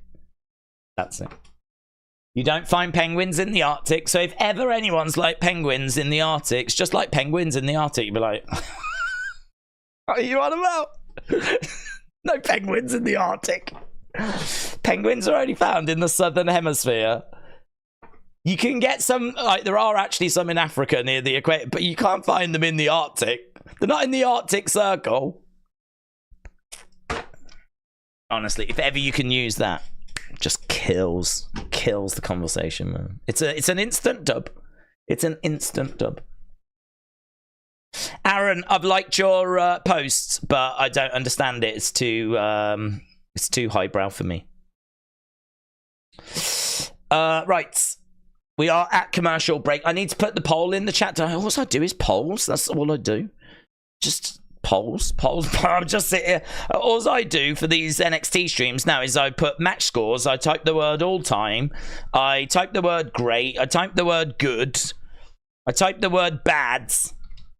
And then I get you lot to vote. I record the results. Once I've done that, then I do it again. And then if I can squeeze in a conversation about penguins, then I do it. That's it. That's Tuesdays. That's what Tuesdays look like now. Mitchell said, I live in Florida. We've got penguins all over the place here in their natural habitats, aka tourist attractions. You know, like SeaWorld and Busch Gardens. Yes. I believe they originated from there and then went to the Antarctic. So they started in those habitats, but now we've set them free. But you won't find them in the northern hemisphere, right? Mitchell, I've liked your comment. SeaWorld and Busch Gardens, eh? A little bit of Busch Gardens. The jokes write themselves. Johnny said, Days, that's funny because we have a wrestler in DOW. His name is Bonesaw. But we call him Penguin. Do you? You should tell him he's the only penguin that's free in the Northern Hemisphere and see how he responds. You're the only free penguin in the Northern Hemisphere. I mean, honestly, if he's got any kind of IQ, he will find it hilarious, right? If he just looks at you like this. I mean, that would be funny as well, actually. If he waddled over like that and went... Then, you know you're talking to a real penguin. Sonny said, Days, I've got a penguin fact. Penguins will make nests out of rocks and will steal other penguins' rocks. That is a fun fact. I saw on a documentary, it's heartbreaking, actually. So you've got the lady penguins that basically cover their babies. They kind of stand over them and like the flub goes bloop, and kind of covers over the baby.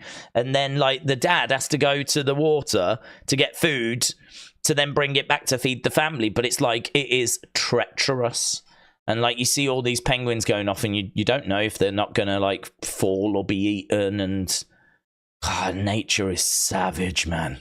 It is savage. You've got all these thousands of penguins and then you've got all these predators and, you know, it's heartbreaking, isn't it? You just don't know if they're coming back. I mean, all of this is playing out in the southern hemisphere, not the northern hemisphere, right?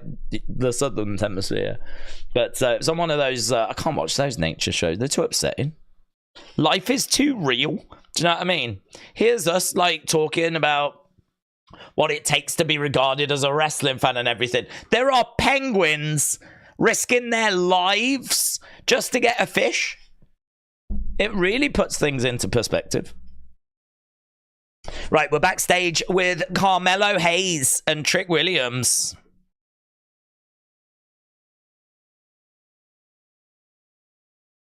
Surprise seeing you at the Rumble. Surprise seeing you at SmackDown.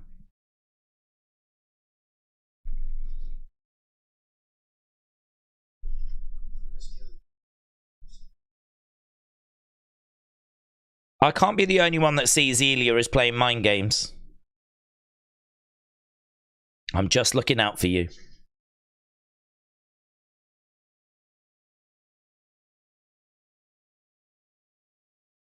Vengeance Day about to be a movie.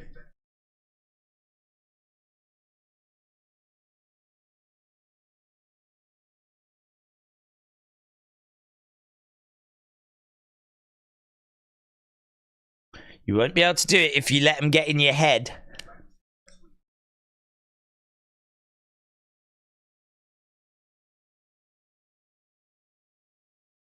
Tonight we handle this.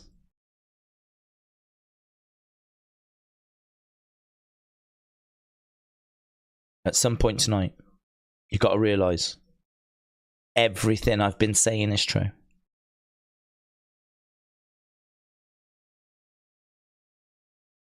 You'll see I've had your back. Tonight, you will realise everything I've been saying is true. Well, he can't do anything to him tonight because they've got a tag match this weekend. So Carmelo can't turn on him tonight. But if he is going to turn on him, it feels like he needs to do it soon. This thing's getting dragged a little. Right, we've got Chase U, but they're not really Chase U, are they? We got Duke, we got Andre Chase, we got Riley Osborne. It's Chase U that are in the ring right now.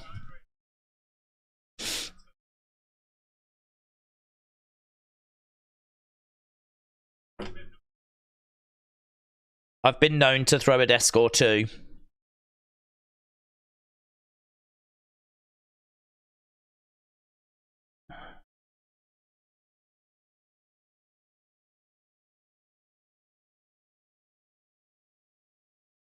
An institution of higher learning became home.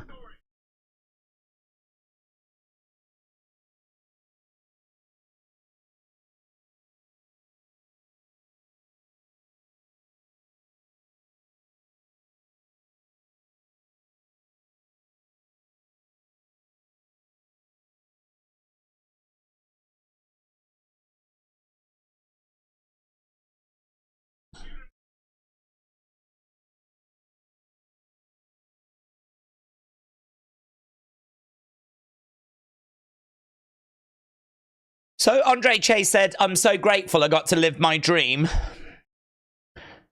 And that he got to share it. Duke Hudson saying a few words. They're all wearing black trousers, black shirts. Duke Hudson's been in NXT so long.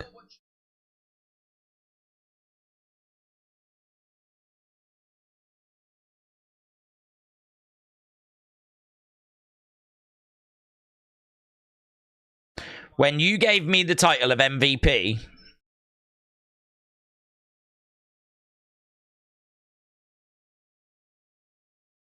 Chase, you is so special. Where's JC? I feel it's important for everyone to remember Chase University like we experienced it.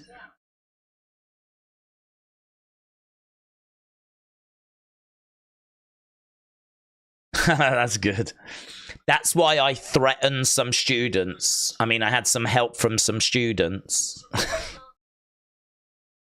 to remember what was. So Duke wants us to remember Chase U the way he's going to remember it. And he threatened some students, got some help from some students, to put together a video package.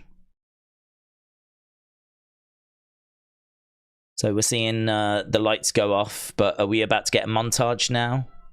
Here we go. Oh, it's going to be a mosh. It's going to be a mosh.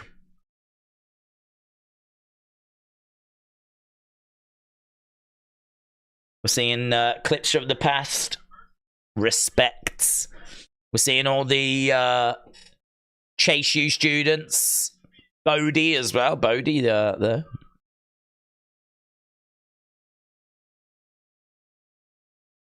Tell me a lie. No more Chase U. I know, guys. I know. Days, my mate stopped watching wrestling in 2012. I told him, yeah, okay, then I'm not a wrestling fan considering I've been watching 15 years. I felt like saying I'll end you with a slap. Should have said it. In fact, you shouldn't have said it. You should have just done it. He is lucky to still be alive.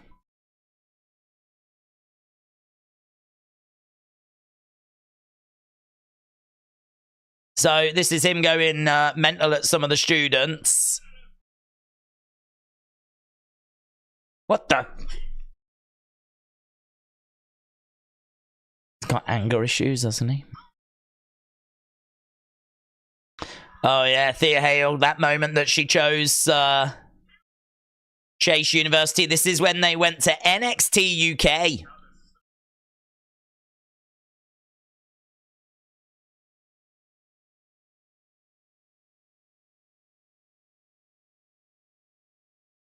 When they had Thea and everything was cooking, they were fun. Let's fucking go.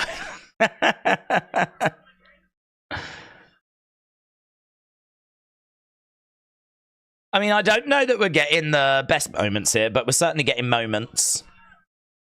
Kian said, considering that you are all chatting with each other as I'm sitting here not saying anything, just enjoying the laughs and discussing the wrestling and talking about penguins is funny.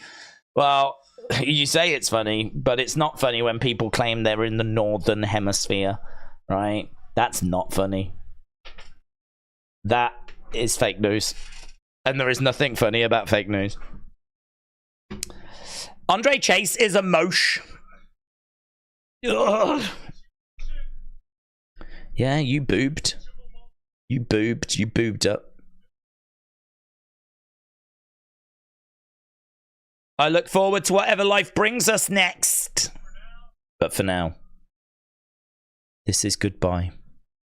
Where's JC? Here she is. Thank God. All right, where's JC Jane? She needs to come out and go, listen, me and the girls, we started OnlyFans. We've made $1 billion. Here's your university back.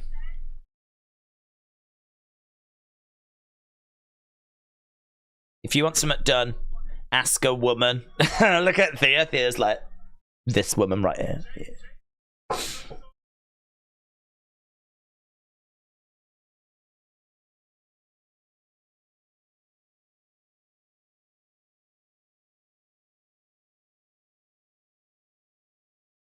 I didn't think I'd fit in to chase you. Well, she ever wore the shirt? I came into this a little bit toxic. That's good. For the first time in my life, I found myself looking for friends. Is that true? You brought light back into Duke's life.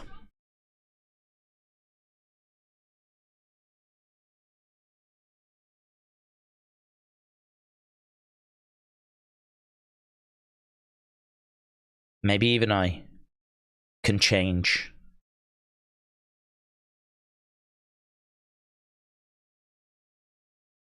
Okay, where are we going? Where's this going? So she's done something.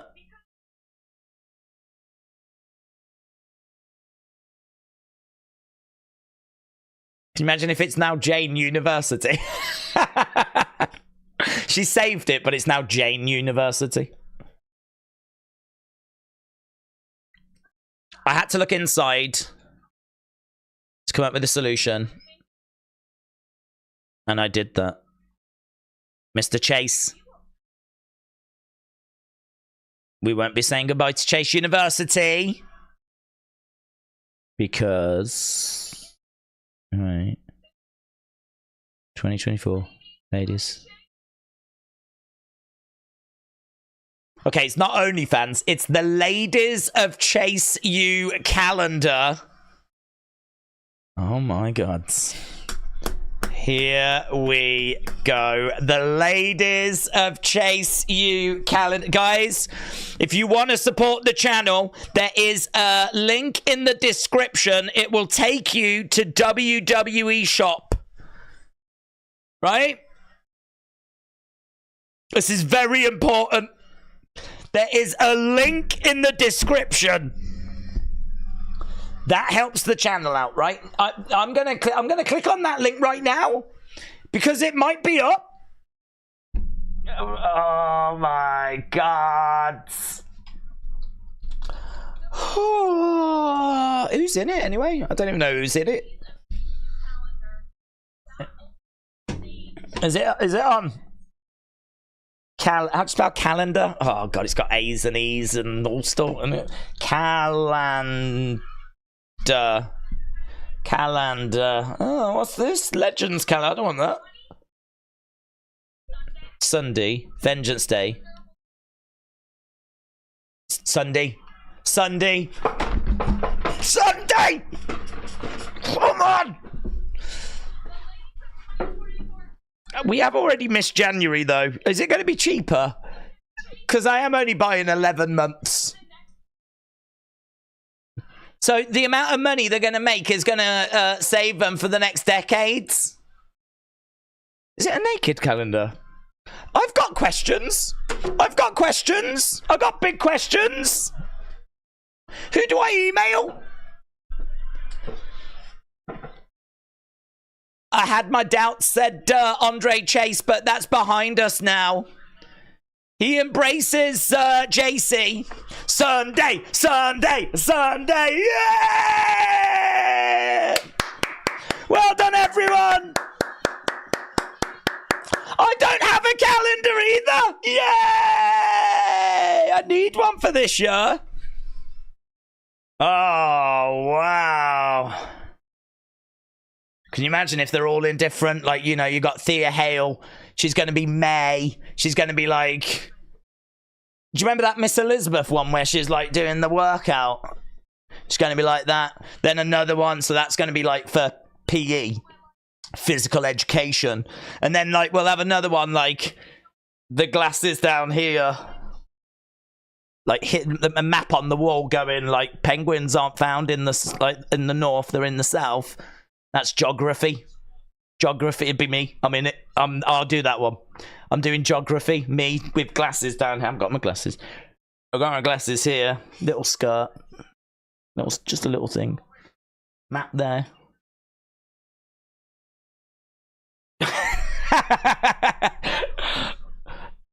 No penguins in the north. Oh man, this is gonna be sick. Who's in it? Is the Riz in it? Oh, who do we want in it? Oh, Sunday. What day is it? Oh, it's forever away, man. How many sleeps? Oh, it's too many. I can't even count them. It's too many sleeps. Ah. Guys, don't forget there's a link in the video. Who's Miss November? Oh, I don't know. I mean, I'm thinking they're going to do it on the classes, are they not? So, I mean, there's going to be geography. There's going to be... Oh, my God, can you imagine art? You know, when they're, like, naked and they cover the bits with paint. Oh, Jesus Christ.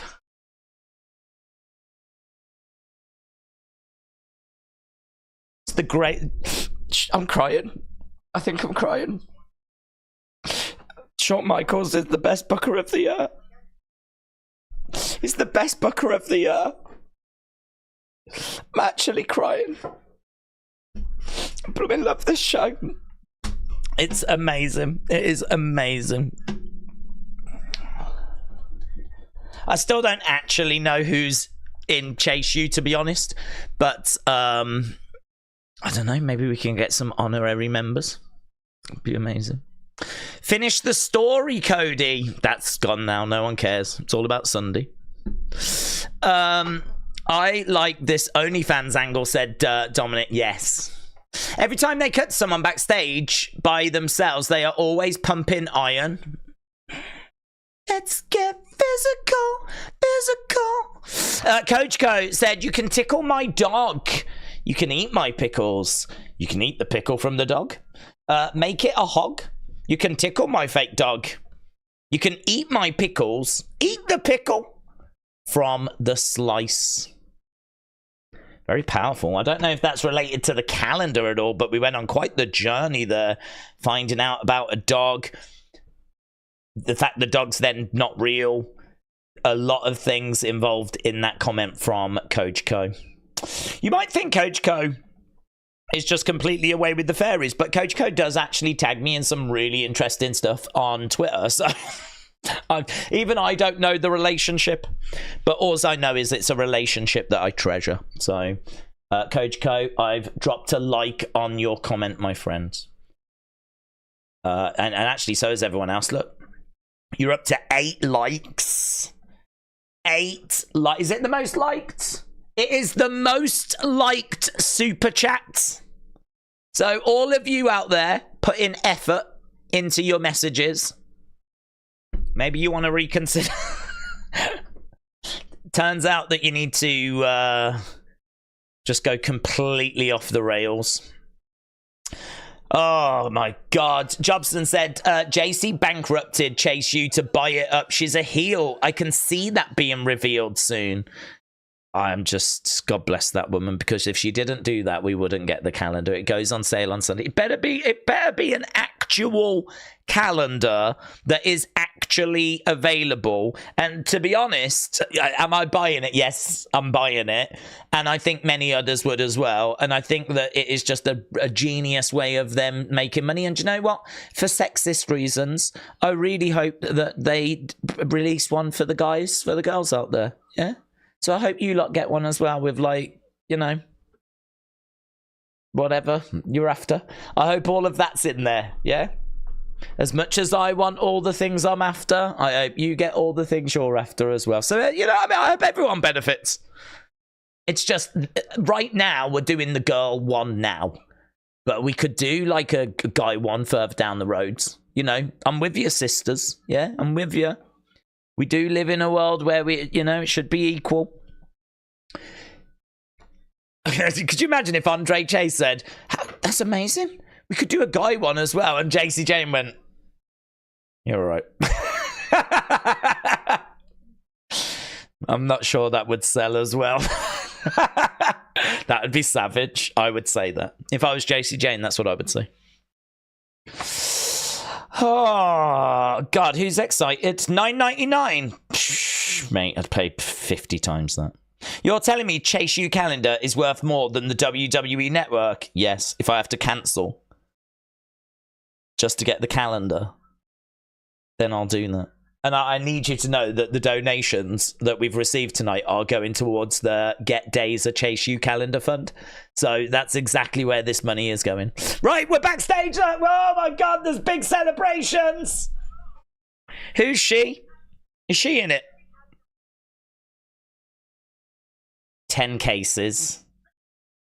And that's just for me. 10 cases to the UK. Get them to the UK. 10 cases doesn't seem like a lot, does it? How many's in a case? You saved my life. Here's Lexis King.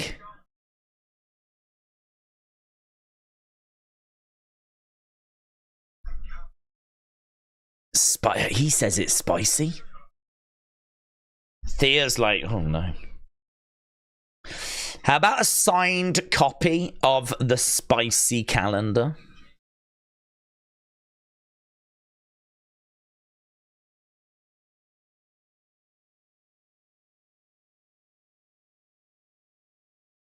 I like you, says Thea. Oh. What's the noise? Oh, it's Big Brawl. We've got Dijak and Joe Gacy going at it. These two feuding away. Fallon Henley making her way out. Oh, wow. I mean, it's just... what a time to be alive. Fallon Henley with Ren Sinclair.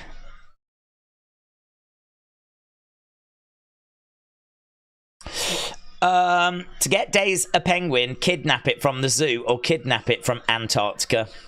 Antarctica. That calendar needs knee pads, said A. Jobson. Should come with them.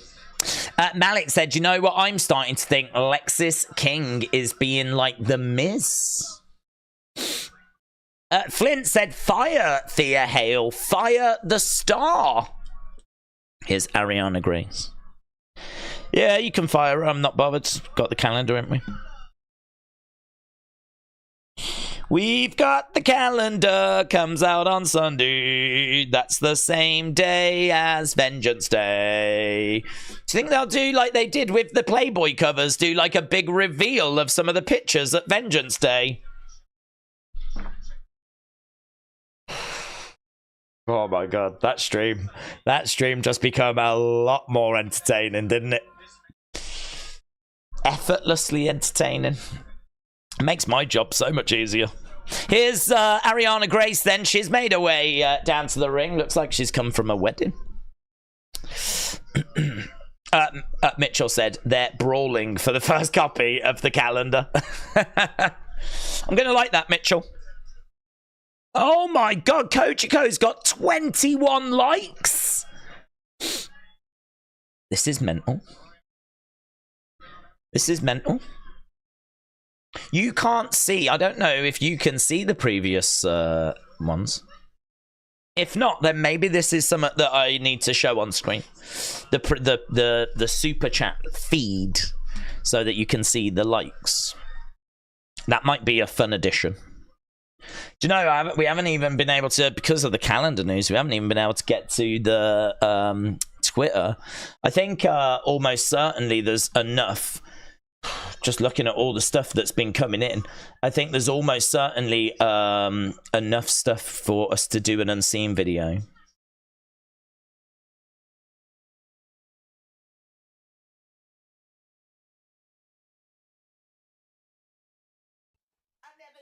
Huh? Is that real? Is that real? I've got something here from Fightful Select. Well, I've got Fightful Select, so I can double check it. NXT plans for tonight. Jordan Grace. More on Lesnar. I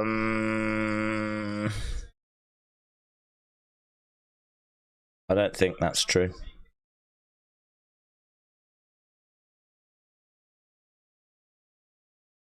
I've got an article here. I know it's not very good, but look, I've got this here.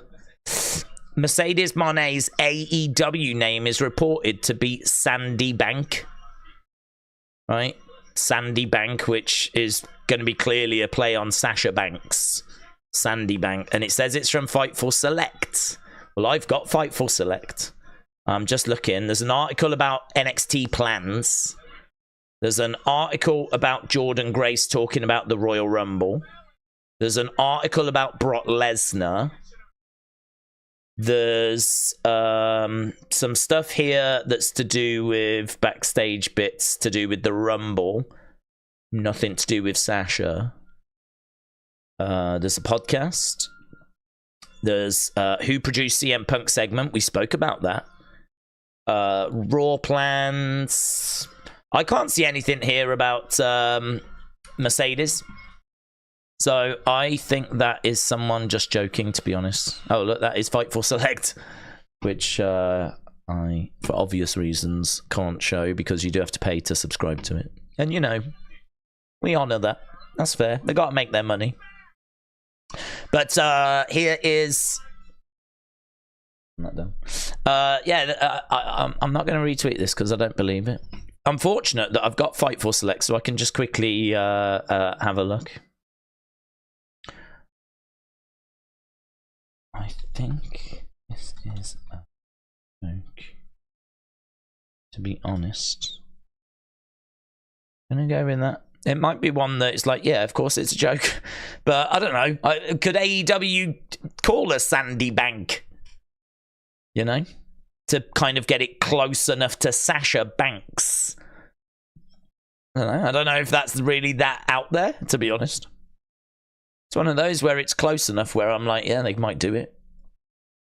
Is this a documentary on Beth Phoenix? We are at commercial break. Oh, what? What's this?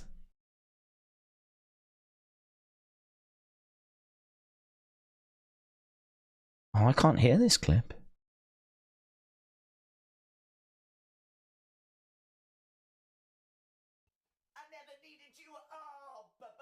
I've retweeted out this. Look. O'Needin's Desk tagged me and said it's halftime scores, but I can't get the sound on this. Can't get any sound on it. So I will have to check this out. If that is the halftime score kind of thing, I would take that and I would re-record vocals over the top of it. Halftime scores, everybody, it's the halftime scores. Do you know what? I can, whenever I play that, I've retweeted it, so I don't know if it is, but that's awesome anyway. I never hear it whenever it's played. We've obviously missed it today, unfortunately. I never hear it. So it's been years since I've heard the song, to be honest. So I don't think I can remember how it goes.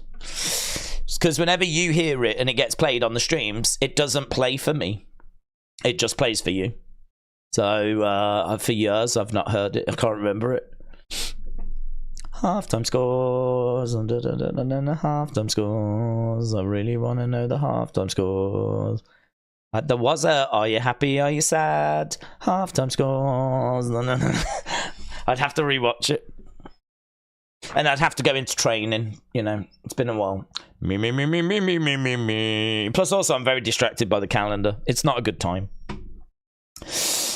Days, Pro Wrestling Tees have confirmed they're going to remove all Okada's merch in 12 hours. He's going to WWE. Or maybe they're just getting the calendar in. Do you know what I mean? Cleaning house to get the calendar in. Man, if Okada does come to WWE, that will be very exciting. Pro Wrestling Tees VIP. This was 33 seconds ago. Has anyone tagged me in this? Let me have a look. No. Oh, Casual LA Night Enjoyer said, yeah, it's a joke. Oh. You see, when they put fake quotes like that, Fightful Select or whatever, that's when, I don't know, for me, it's like, do you know what I mean? You kind of, Oh, I don't know. I can understand why they would do it, so it makes it look even more authentic. But then that is also how like fake news like gets around. I sort of feel like if you're going to do a joke, like right at the end, call it fruitful select. My sources, like, do you know what I mean? Something like that to make it obvious. Otherwise, people will look at that and they'll be like, oh, she's called Sandy Bank. Have you heard? She's called Sandy Bank. Which is maybe part of the joke, but I'd imagine it's very annoying for Fightful. I didn't think it was going to happen. I was going to... Someone tag me in this news and then I can retweet you. The news about...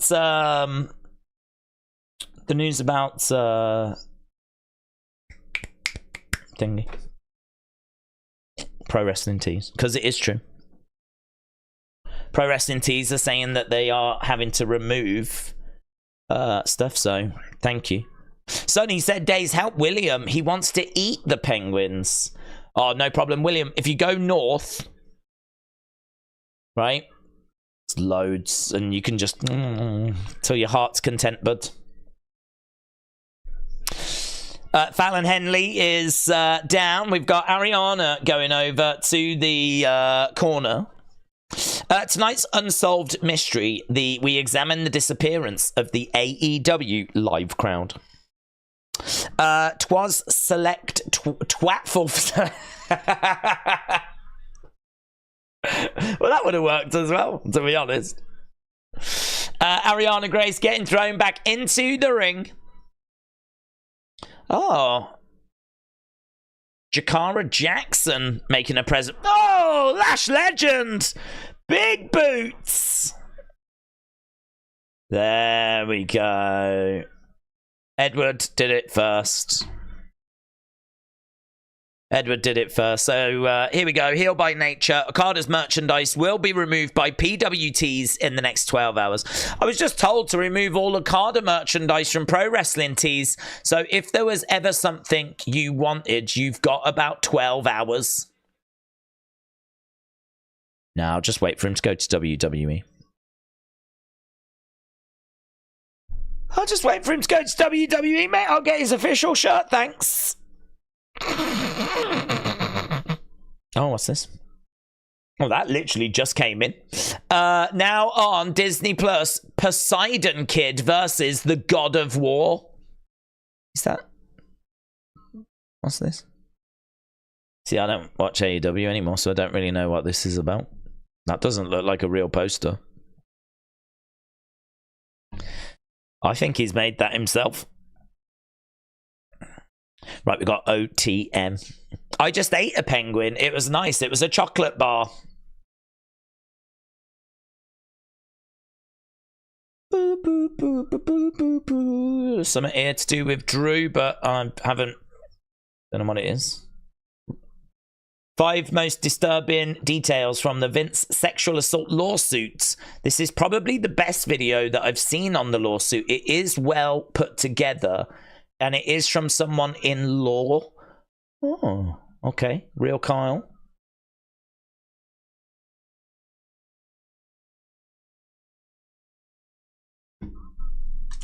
I will check this out. He should have stayed on the sidewalk. Right, we've only got 28 minutes left to go. We've got 28 minutes to go. We've got 28 minutes to go. Richard said, is there a WWE SmackDown commercial airing for this Friday's SmackDown tonight? Already had it. Gotta get to the back. We gotta get to the back. Something's happening. We've cut from metaphor. We've gone to the back. We've got Joe Gacy, Dijak brawling on top of one of the production trucks. Loads of refs and officials. You can see some bin bags, so it looks like they're right next to a bin. So I'm guessing someone's going in the bin. In the bin! In the bin! In the bin! In the bin! Put him in the bin! Put him in the bin! Knee to the midsection. Gacy on the edge. Big boot. Yay! I love how the first reaction of all the officials is, oh my god.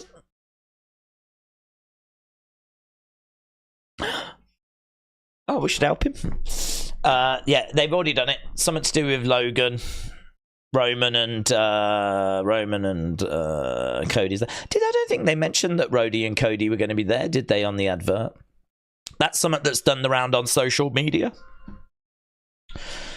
Definitely an unseen video now, because we've got the pro wrestling tease bits. We've got the Cody Roman news. There's a few bits and bobs to put in there. You know me as Liv. I'm a criminal. Oh my god, there's actually footage of her driving. That's literally moments before she got high and swerved off the road. Swerve, swerve. Swerve, swerve. We're only joking. Well, we're not actually. She did swerve. Thankfully, I don't believe she was high. But I mean, I wasn't there. She did get arrested. I don't know if I had drugs in the car, just saying. She's got to go to court, ain't she, soon? I think they have got rid of one of the counts, you know. You know the one that was a vape that had like a substance in it, cannabinoid, yeah? Apparently that was someone else's, and somehow she's managed to, you know, convince them that it wasn't hers. Perhaps they dusted it for fingerprints and her fingerprints weren't on it or something. I don't know.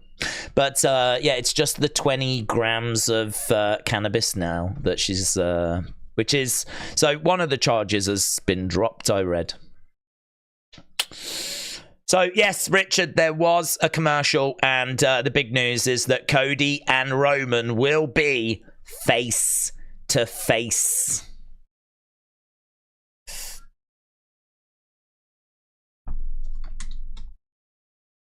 Right, we need to do a match score for that last one. That's Fallon Henley Ariana Grace match.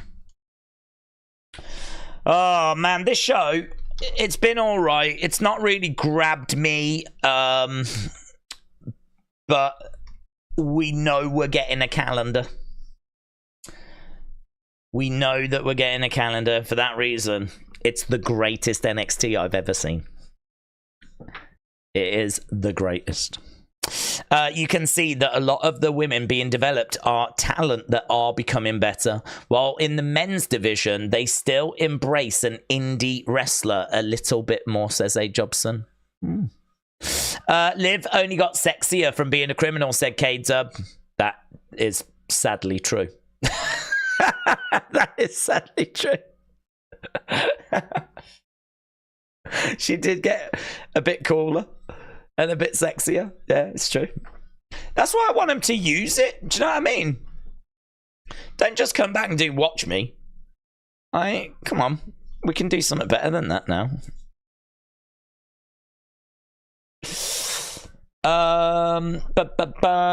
Daniel said, days I farted. Daniel, thank you. I feel like that's a regular thing for you, buds. Looks like, oh, no, he's done it again. Mia said, Days, can you stop with this calendar stuff? Listen, I'm not the one doing it. It's coming out on Sunday. No. Yes. Yes. It's going to happen. It is going to happen. The calendar is on the way. I think they'll make a big deal of it, actually, at Vengeance Day. I mean, the fact it's coming out on Sunday is clearly not a coincidence that it's Vengeance Day. So it makes me think that there could be a backstage segment and that they'll be handing them out and they're going to make a big thing out of it. So the thing I don't know, though, is it a real calendar that you can really purchase, or is it just like a bit of a Billy Kay resume type thing, you know? Like it's just going to be a bit of a prop on the actual show. But the fact that they're saying Sunday makes me think that it's going to feature at Vengeance Day. Here's Baron Corbin and Bron Breakker. What did you call us? The Wolf Dogs.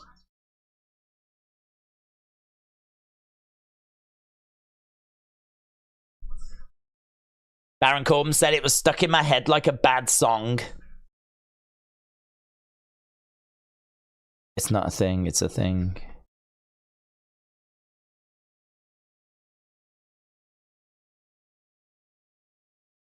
You and I both owe Melo one. It's quite a match this, isn't it, actually? Because Corbin's got experience. He's a big guy. He's got Golden Gloves experience. And then, you know, Bron Breakker is, you know, the future. But then so is Carmelo. So, you know, you got Corbin and Trick. You got Bron. You got Carmelo. That'd be a good match, this. The Wolf Dogs. The Wolf Dogs taking on the Trick Melo Gang.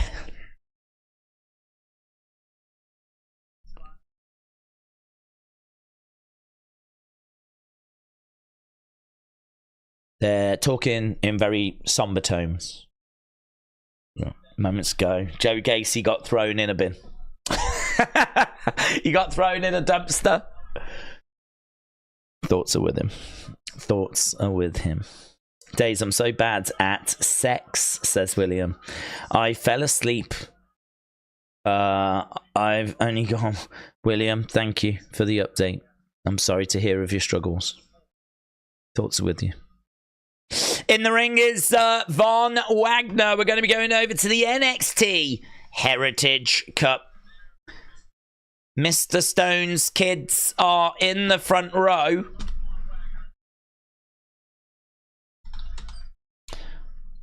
I wonder why they're getting involved.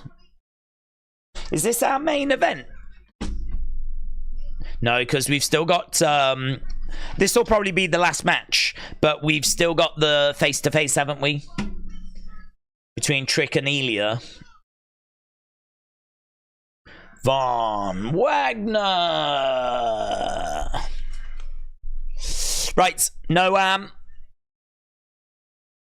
Representing Metaphor, defending that NXT Heritage Cup.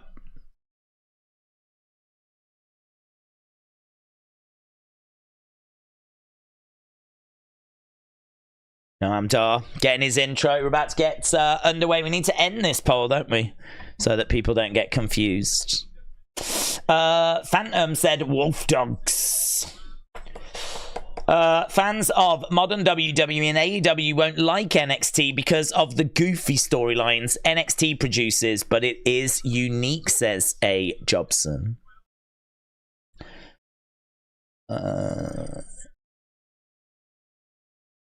Boom. Right, we are underway. Von Wagner, Noam Dar. Days breaking news. Cody is set to pick Roman as his WrestleMania match pre-wrestle feed. Let's have a little look. Oh, that's interesting. Brady has tagged me in summits that Braun still has got work to do in NXT. Pro Wrestling Tees will remove all Okada merch. We know about that. Days, mention about the King Kota movement if you want to, says King Kota movement. I retweeted the King Kota movement tweet, I believe, so it is on my feed. I think the problem with the King Kota movement, if King Kota movement is watching, is that King Kota is not doing a great deal. So, like, you know, I know there was an LA Knight movement, but LA Knight obviously was competing on a regular basis and was very, very over, getting monster reactions. I think the King Kota one's going to take a while to get going because she needs to get back wrestling first.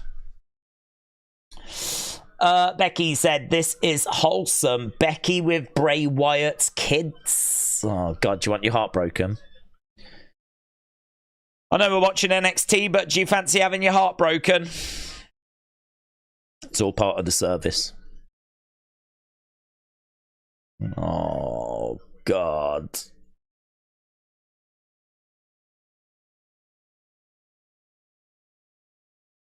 There you go. I told you it was all part of the service. It's just what we do. It's just what we do. Heartbreakers. Right, Von grabbing, gut wrench, suplex to Noam Dar. Noam Dar gets thrown. There's Robert Stone's kids. Oh, Trini. Oh, I don't know. I wish so-called dirt sheets would pee off, said James. Phantom said, I don't care what anyone says. Lash Legend is the baddest of the bad. Mitchell said, are we just going to go over the facts? He said, I'ma spear his ass. Yeah. We're exactly going to skirt over that.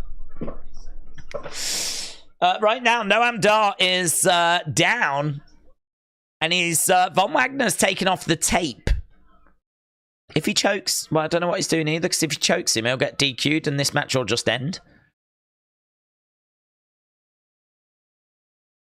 Again, shots coming down. So I think he's tried to take some of the wrapping off so that the shots land a little bit firmer. Von Wagner pounding away. Lash Legend getting in, telling Von Wagner to get back. Von Wagner does get back. I do love how she drags him over. Look, Noam Dar is flat out. Von Wagner's got his arms pulling him that way. Lash is trying to pull him the other way. 20-second in between round. Look, Robert Stone is going mental here at Von Wagner. Jakara stepping through the ropes. Von Wagner charges over, collides into Oro. Oro gets thrown. Noam gets walloped. Oro goes over the top rope to the outside and hits his head on the commentary table. Noam, whilst Von was distracted, gets the first fall.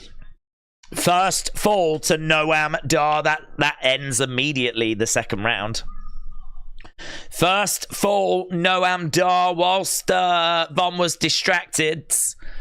I don't know what games they're playing in the Von Wagner corner, but their strategy is awful. Too distracted, not finding that killer blow. Robert Stone, Mr. Stone, has got it all to do right now. Days, have you ever seen the movies Free Willy? I've seen the first one. Free Willy 2, Adventure Home? No. Free Willy 3, The Rescue? No. Free Willy 4, Escape from Pirates Cove? No.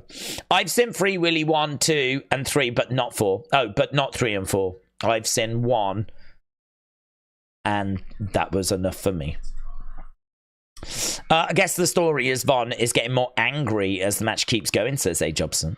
Joshua said, Days, who would you have Seth face at Mania now? I would go for Andrade because it's a fresh match. I wouldn't do Andrade. I don't know that he's got a big enough star power yet because he's been away for a number of years. And so now he's just returned. So I love Sami Zayn. I would be very tempted to put Sami in the main event. I did see someone saying, would you do a triple threat with Sami and Drew and Seth? And then my heart went, oh my God, Sami might get the belt. And my heart then wanted that. But before I saw that, I said that I would have Gunther vacate the Intercontinental title. That way you could do a ladder match for the vacated title. And then you could have an undefeated Gunther go into the main event of WrestleMania to try and win the world title. And the question would be, why would he vacate the Intercontinental title? My answer would be, because no one has beaten him. He's got the record, and he now wants to take that next step up. And he thinks that by having the IC title, it might just hold him back. He wants to be hungry. He wants to have that attitude of, you know, winner take all. So he's going to vacate the IC title. He's going to go into WrestleMania no longer with a championship. He's going to go into it hungry as a result. He's going to go into it undefeated. And he is going to take on Seth freaking Rollins. Gunther, Seth, World Heavyweight Championship, main event, night 1, longest reigning IC champion ever, taking on one of the biggest stars of this generation who has never main evented WrestleMania. That to me would be pretty sick. The alternative would be to go with Rhea and Becky as the main event, but to be honest, Becky's already main evented. So, and Seth hasn't. And Rhea is young. She's like, what, 26? I have no doubt she'll have many opportunities in the future. Then you could look at Bayley and Io, and that would be tempting, but I don't know that Io is quite at that level. Bayley is. Bayley could main event. Io, you could do it, but I can't say that I would go with that over Gunther and Seth. So that's the direction that I would personally go. But yeah, I was going to do a video on that today, but the Unseen video took so long, I ended up going to bed late, which meant I got up late, and you know that story. So it meant that there wasn't really much chance to...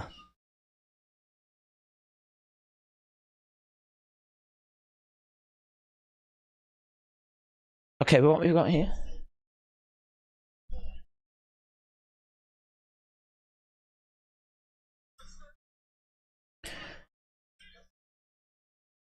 So did he Well, he couldn't have DQ'd him. I don't know what he just did.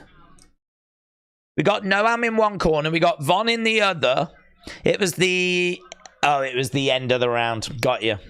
I was like, I don't get how that's ended, because Von was in a submission. So Von was in a submission holds. If Von had given up, he would have lost 2 falls. Match would be over. If for some reason Noam got DQ'd, that's instant match over. So I was like, I don't understand what's happening. But it was the end of the round. That's what it was. The round ended. It's still 1-0, Noam Dar. Elbow coming in there by Noam Dar. Pounding away.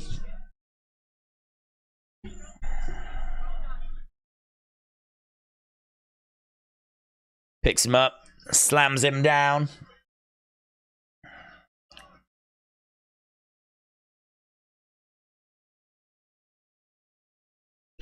To the outside goes Von. Noam goes to the outside as well. Big boot by Noam. That was good. We're in round 4. I believe we can go. Is it 6 rounds? Oh, drop kick into Von's knee. These rules can confuse me sometimes, said Live for Trouble. Yeah, they're I mean, because we don't see these matches that regular. You do sort of have to have that refresh at the beginning. That's all right. Doesn't matter. Basically, it's the first to get 2 pinfalls or 2 submissions. That wins the match. So Noam's got 1. But if you get disqualified, instantly ends the match. I think, isn't it disqualified or knocked out? I think if you're knocked out, it ends it as well. Noam Dar goes over bridges and he gets it.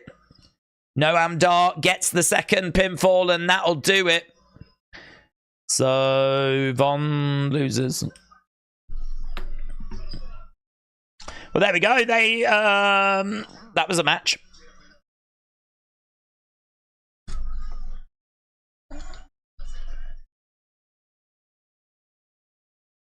We're just looking at a replay of Noam securing the victory.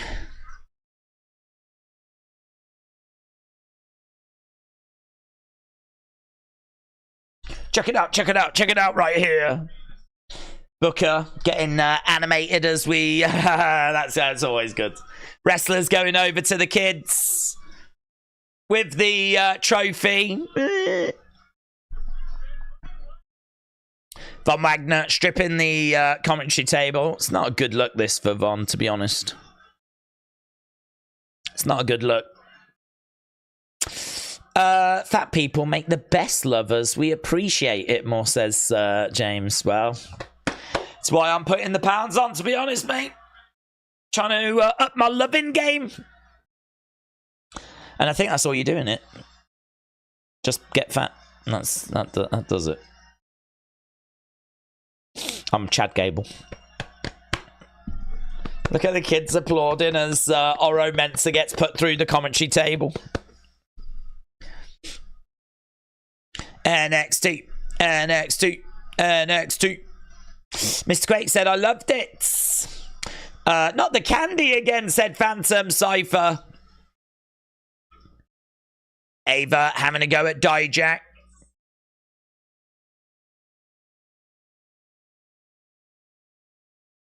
Get your hand out my face. Give me Gacy this Sunday.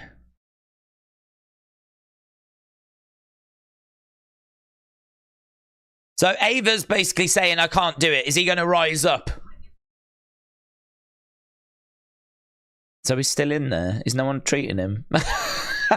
is no one looking at? Has no one gone in to get him?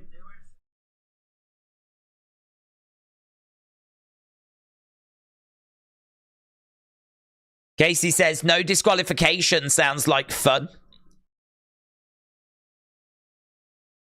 So Ava angrily was berating Dijak, but seemingly no one went in to get Joe Gacy.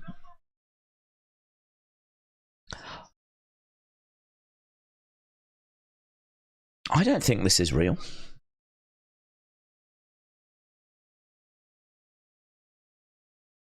I don't think this is real. Why would you not go in there to help them, man?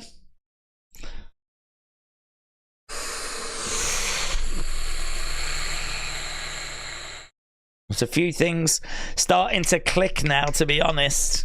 There's a few things starting to click now. What I'm saying is I've got my suspicions. Got my suspicions. I can't lie, wifey. I suddenly have the urge to watch Free Willy, says Trini.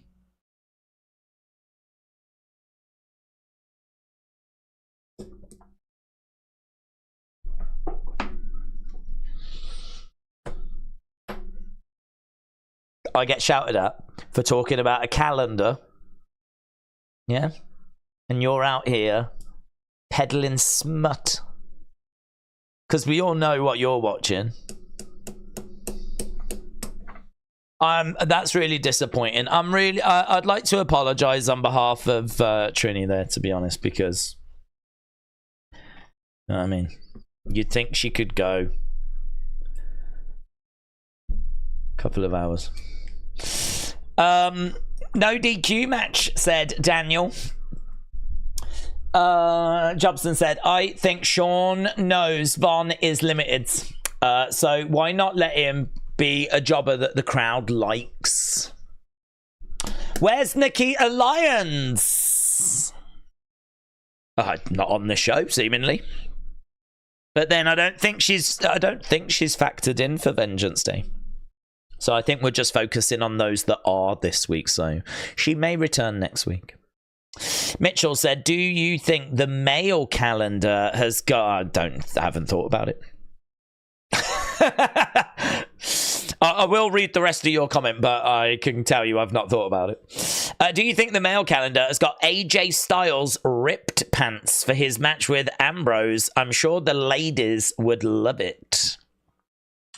Well, feel free to put in suggestions. I mean, what I would say is tag NXT to let them know that if there was to be a male calendar, that you would enjoy that image to be included. So feel free to do that. I'm sure they are looking for feedback. Johnny said, Days, I swear, if Cody doesn't face Roman Reigns at WrestleMania, I will cry. Do WWE really want to make me cry? Johnny, I think that's all WWE are trying to do. They are literally here to put smiles on people's faces, like Stephanie McMahon said, but also to make Johnny Autism Wrestling cry. And if they can achieve both things at the same time, I think that is the company's mission statement. So sadly, yes, I think they are. I think that's exactly what they're trying to do. Trying to make you cry. Dominic said, Maxine Dupree better be on that calendar. Well, she's not in Chase U, is she? And unfortunately, I don't know who is, apart from Thea and JC. That Ren Sinclair was there for a moment. Is Carmen Petrovich there? I don't know.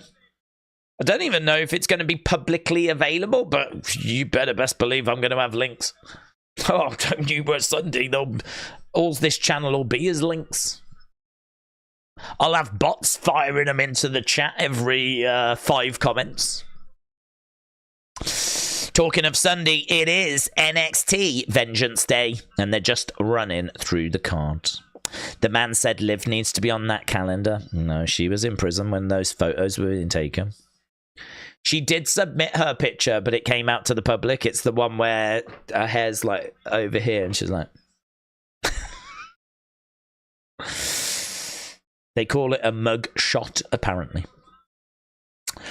If the women's calendar doesn't feature Nia's hole, I don't want it.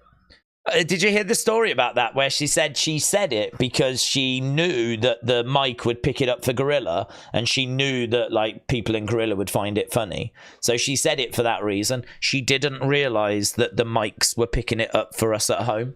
So when she was like, my hole, she knew that like Gorilla would find that interesting. Funny. I mean, in all fairness, that probably takes on a bit of a dark turn now, doesn't it? But, yeah, she didn't realize that we could hear it. So when she went to the back, her phone blew up. She was like, what's this? And it's just people talking about her hole. And she's like, which I just think is it's a brilliant story, that is. Imagine that. Imagine you think you're just doing something to kind of, you know, entertain the crew or whatever. And then all of a sudden the world has heard what you've said. Here is Ilja. Keep holes away from Vince, says James. Well, I believe that is going to be the company's motto going forward, yes. 8 minutes overrun tonight, I believe so. Okay, Trick is in the ring, and Ilja is about to step in.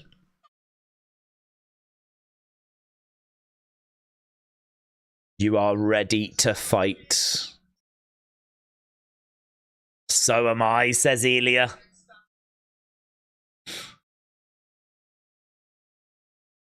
I'm ready to fight against the hottest WWE superstar. I'm gonna whoop that Trick. Puts his hand out. Trick looks at Ilja. Pushes the hand down.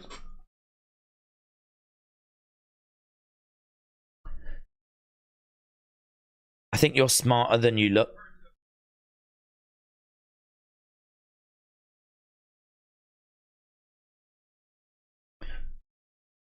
You call yourself the Tsar, and I know that Tsars are willing to do anything. I don't know anything about Tsars.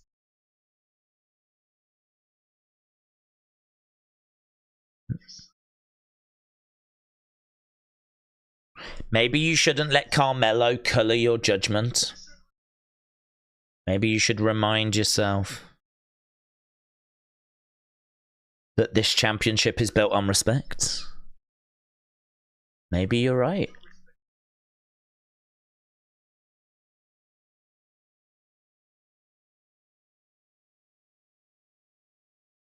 I think you've been playing me, Dragunov.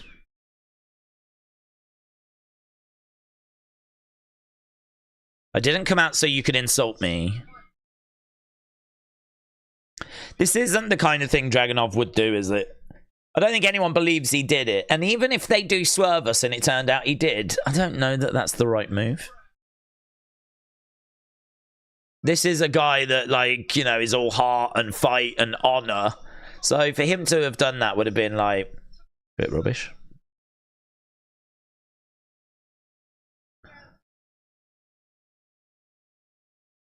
This is how you talk to me. You wouldn't want to have faced me less than 100%, would you? He's talking about why you pushed the match back. You pushed it back because you knew I would be double booked.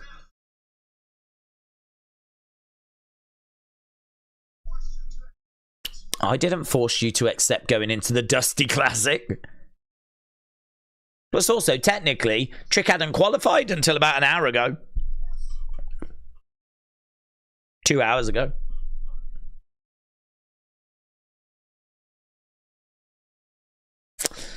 Ilja said, yeah, I do play mind games, but with Baron Corbin.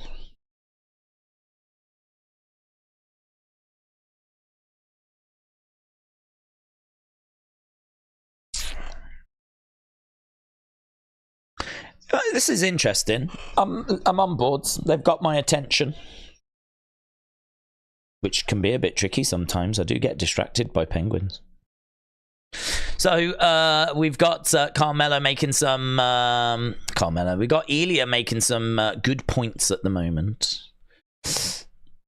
I don't know that it's being believed though by Trick.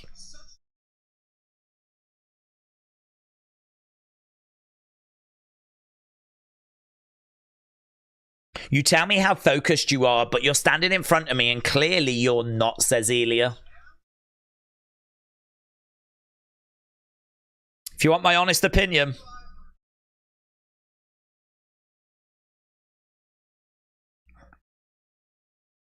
Our rivalry made you more a man today than Melo ever did.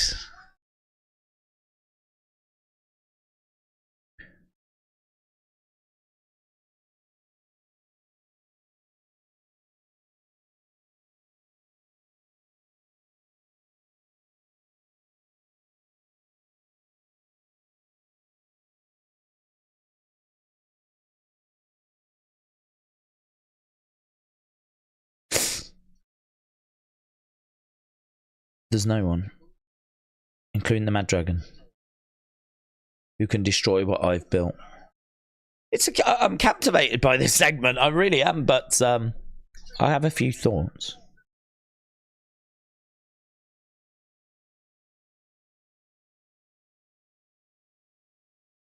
I'm going to fill the world in on my destiny.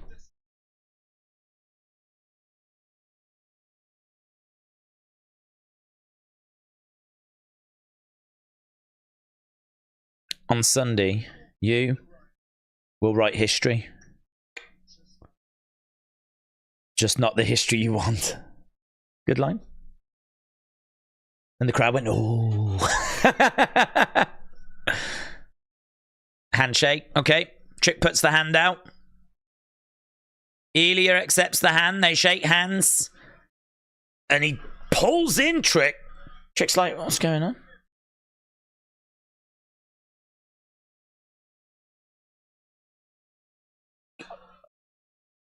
Braun. I thought it was Carmelo. Braun, Carmelo's in. So Baron and Braun attack Trick. Ilja likes doing that, doesn't he? And I don't know how I feel about it. Shaking hands and then he pulls them in. Right? And embraces them. It's the embrace that I think's a bit strange. Because like you had Trick's facial expression, like what's going on. But I think if Ilja pulled them in and like looked in their face, didn't hug them, but like had them right here, and he went from being smiles and everything to really focus, like that would look quite cool. I don't know about the hug. And the problem is because you're processing that when they attacked. It was a bit like, oh, I'm trying to figure what's going on here. Like, I didn't need the attack. So we had Braun, we had Baron, we had Carmelo, we had a bit of a schmoz. To be honest, that bit ruined it. I'd much rather we didn't have any of that. Do you know where I thought it was going to go? I thought that they were going to shake hands. And then, like, Carmelo would walk out and Trick would turn around and Carmelo would be like, dude, how many times have I got, like, he wouldn't say it, but his body language would say it. Dude, how many times have I got to tell you? What I'm saying is not getting through to you. When I said I got a couple of thoughts about that segment, I mean, it was captivating. I was listening to it. Never really gave us a great deal, but, it was captivating. But I feel like Ilja moves around too much. I really want him to stand still and like say his lines, right? But there's times where he'll like just do this and he'll pace around a little bit, and there's nothing like he's getting himself sort of worked up with nothing. I sort of feel like, yeah, there's another level he can go to, but he's like he strikes me as like a bottle of pop that's just constantly ready to explode, right? He's just constantly on the edge. He's kind of like, it's not going to take much for him to just, do you know what I mean, boom and go. And I kind of get that why you would want to present that. I get that. But I also think he would look cooler. I think his presentation would look better if he didn't do that. I can get the thinking, I can get the logic of having him like pacing and jittery and like, I don't know if that's him or if someone said to him, be that way. I don't know what it was. I don't know which one it is. I don't know if they're trying to do that or if that is just who he is and that's how he is doing his promos. But I wish he would just stand there and just deliver the lines, stand in there and deliver them with impact. You know, there's a way that you can do that with pauses and emphasizing certain words and your body language and like the way that you're staring and everything. Like you can do it that rather than, I don't know, being as jittery as what he is. I sort of feel like there's times where he doesn't need to do that. I want him to be the champion. Do you know what I mean? I kind of feel like he should be the guy at the center as the world is going around him. There's carnage all around him. There's people trying to get his belt. There's people sneak attacking. There's people, different challengers stepping up. There's all this noise and stuff that's going on. He's the one in the middle of it. And really, I think I want to see him as the champion in a suit, you know, like, I'm the guy, basically. This makes me the guy. And where he becomes jittery, it just seems like him being champion. I don't know. I don't want to say it's not the right fit because I love Ilja. I love Ilja. There's something in the presentation that doesn't make him feel like an NXT champion used to.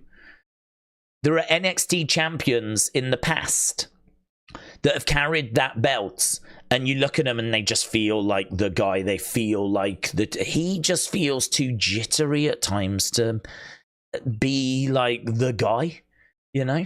I wish he could find a way of, it's very interesting. I can't figure out if they're doing it because they want him to be that bottle of pop that's ready to explode, or if that just is him. And if that is him, then I would say that's something to look at. I mean, there's not really not much you can say. I mean, his selling is incredible. His matches are incredible. His delivery is fine in regards to you can understand what he's saying and he's not tripping over his words and he's not forgetting things and he's not getting lost. I mean, the delivery is okay, but it's just the way it gets presented. I just think, you know, if Trick was to win, if Trick was to be champion, I think Trick would kill it because I think he would come out cool. He's quite tall, belt on his shoulder. You know, he's got an amazing physique. You know, he would stand there and he would cut his promo and he would just look like what the champ should look like to me. To me, I mean, like, he just looks like champion in waiting. There's a good chance that Trick does get the belt this weekend, you know. I think there's a really good chance. I don't know if he gets screwed out of it by Carmelo, a jealous Carmelo, but then that would probably mean that they would not win the Dusty Classic, because my guess would be that if they won that, then they're going to have to stay together, aren't they? So my guess is that if Baron and Braun win the Dusty Classic, Carmelo's turning on Trick. If Carmelo turns on Trick, then I'm sure Trick will get another opportunity at the title. But I would imagine that means we're doing Trick Carmelo at Stand and Deliver. Trick Carmelo at Stand and Deliver. That means when does Trick get another shot at the belt? So, I don't know, man. It's difficult, isn't it? It's really difficult. Do you have Trick win and then you do Trick Carmelo for the title at Stand and Deliver? Do you go that way? Trick, the champ, against Carmelo, the challenger? I just think Trick with that belt, he's going to kill it, man. He is going to absolutely... He is so over anyway, but he's tall. He's got a great physique. He can talk. We've said before, like, is this the guy? Like, everyone says that Carmelo is him. But is it Trick? Is Trick the guy? He's taller. He can talk just as well. His matches maybe haven't quite got to the same level So maybe that's an area that you could say, yeah, he's got to improve there. But to be honest, in WWE, I mean, we don't put the belts on the best in-ring competitors, do we? I mean, we put them on the people that are going to have the biggest connection with the crowd and are going to get the most engagement, really. It's the people that look the part and the people that, you know, get the most views and clicks. And Trick could be that guy. He could be that guy. So a very interesting final segment, I thought, even though there wasn't actually loads of stuff that was being said. Right. I'm ready to explode, said Daniel. Daniel waits for Sunday. We are going to go over to the second channel. And we are going to put the poll up. Oh, no. Don't want that. We want this. We're in completely the wrong area. There we go. Lo, let's go. Bang, bang, bang, bang. Okay, so what did you score? WWE NXT. What's the date? It's the 30th. So if you do want to vote on this, we're obviously getting vote. That looks weird, doesn't it? We are collecting data. Just like China. And not China the wrestler, China the country. They do that apparently with TikTok. And we are going to do the exact same, but we're doing it for good reasons. We're doing it to make wrestling better. They're doing it so that they can take over the world. Bang, bang, bang. So if you want to vote on the show, go over to Wrestling Days Clips and you can go and click on Community. You can then go down to the latest poll and you can vote away. So yesterday's Raw, I have added Royal Rumble. I don't know if we did that on... I don't know when we did that, actually. Did we do that on Sunday? I think we did. So Rumble's been added, but we haven't added Raw. So this is great. 65%. But we add what's above. So the first score is going to be great 72% because the 7 and the 65 get added. So great 72, but in brackets, it's actually great 65. So we're going to add that to the scores. I've got match scores. I want show scores. Let's change this over and see where yesterday's Raw ranks. So, great 72 is going to put it here. It's going to put it there. So, great 72%. Brackets, it was great 65%. And that is Raw for the 29th, I believe. So, right. So that is interesting. That is the 5th best Raw that we've recorded so far. The 2nd best Raw of the year so far. So actually yesterday's Raw, 2nd best Raw of 2024, just behind the Day 1 edition, which was all the way up here. So Day 1 edition was the 2nd best Raw that we've recorded. It was the best Raw of 2024, and it still is. But yesterday's Raw was the 2nd best Raw of the year. So that's a pretty good result for them. It's pretty good. I think they might want to have been a little bit higher, but there was some really good in-ring yesterday, actually. I don't think that is unfair at all. And really, really close to that Raw from the 4th of December. Really, really close. It actually got the overall same score. Both coming in with great 72. But just being separated on this bit. And as we said yesterday, it's a bit of a weird thing. But the bigger the score in the brackets, the bigger the number in the brackets, the worse it actually was. I know it doesn't make much sense. but believe me, it does when you actually think about it. When I explain it, it does make sense. So the bigger the number here, if we've got to try and separate them, the worse it is. So that's why that one's just above. They're both tied on 72. So yeah, there we go. That is where it goes in. And for those that didn't watch the Sunday stream, but I know many of you did, Royal Rumble came in just a whisper. I mean, it was literally 1%. Just look at that. Great 66. Fastlane got great 67. Fastlane is just ahead of it. Just ahead of it. But, I mean, it's pretty much the same score, to be honest. So, Royal Rumble 2024 was pretty much in line with Fastlane 2023. And it was so that makes it the second best main roster show that we have watched Royal Rumble, just below Fastlane. The best one, though, is NXT No Mercy, which was up there.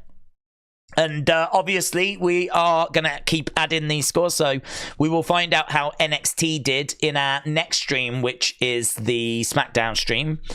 We will do a member stream on Thursday.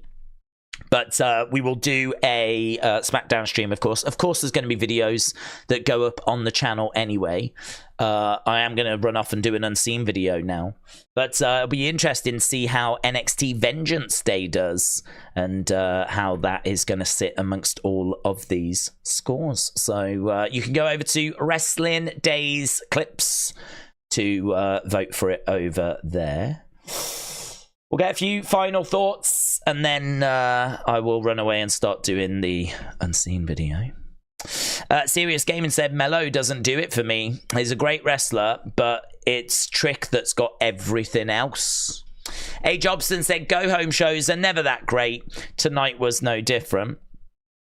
Mr. Quake said, China is like a modern user Russia. See you on Friday, said Larry. Larry, see you Friday, bud. Thanks for stopping by. Hope you enjoyed the show. Mr. Quake, definitely from the beginning. Jobson said, Chase U is a story that won't be to everyone's taste. It's giving TNA early WWE cringe content that some will love, but others will dread. I don't think they can do a women's Dusty now. There would be a lot of makeshift teams, says A. Jobson. So Jobson, I gotta say your comments are killing it. Got some very thought-provoking takes. So shout out to you, A. Jobson. Trick reminds me of The Rock, said Dro. Days, did you know the song playing in the end is Free Willy is Will You Be There by Michael Jackson? I didn't know that. No, I did not know that, but I do now. And I feel a lot richer for it. So, Carmen Live too. Shout out to you. Days, I'm going to be honest. Please, Johnny. Please. I have seen very better NXTs than tonight. Tonight was very horrible. Oof. I mean, to be honest, I don't disagree. I think this was not a very strong episode. I am willing to get involved in the fun. I know the calendar thing. Let's just touch on the calendar thing and push the humor to one side.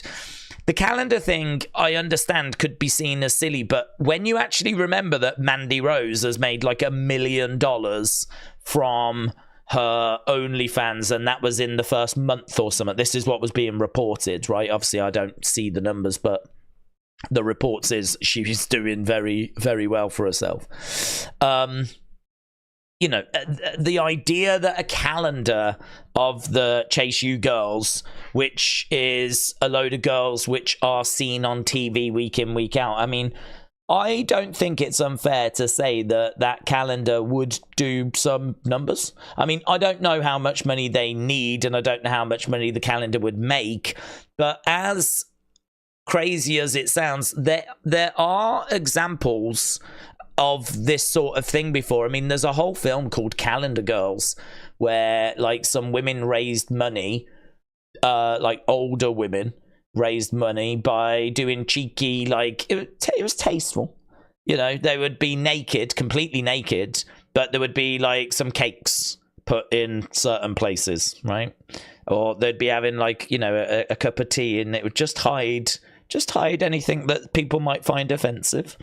And, you know, that was so successful, made so much money for them. And it was such a big success story. I mean, it got turned into like plays. It got turned into a big motion picture movie.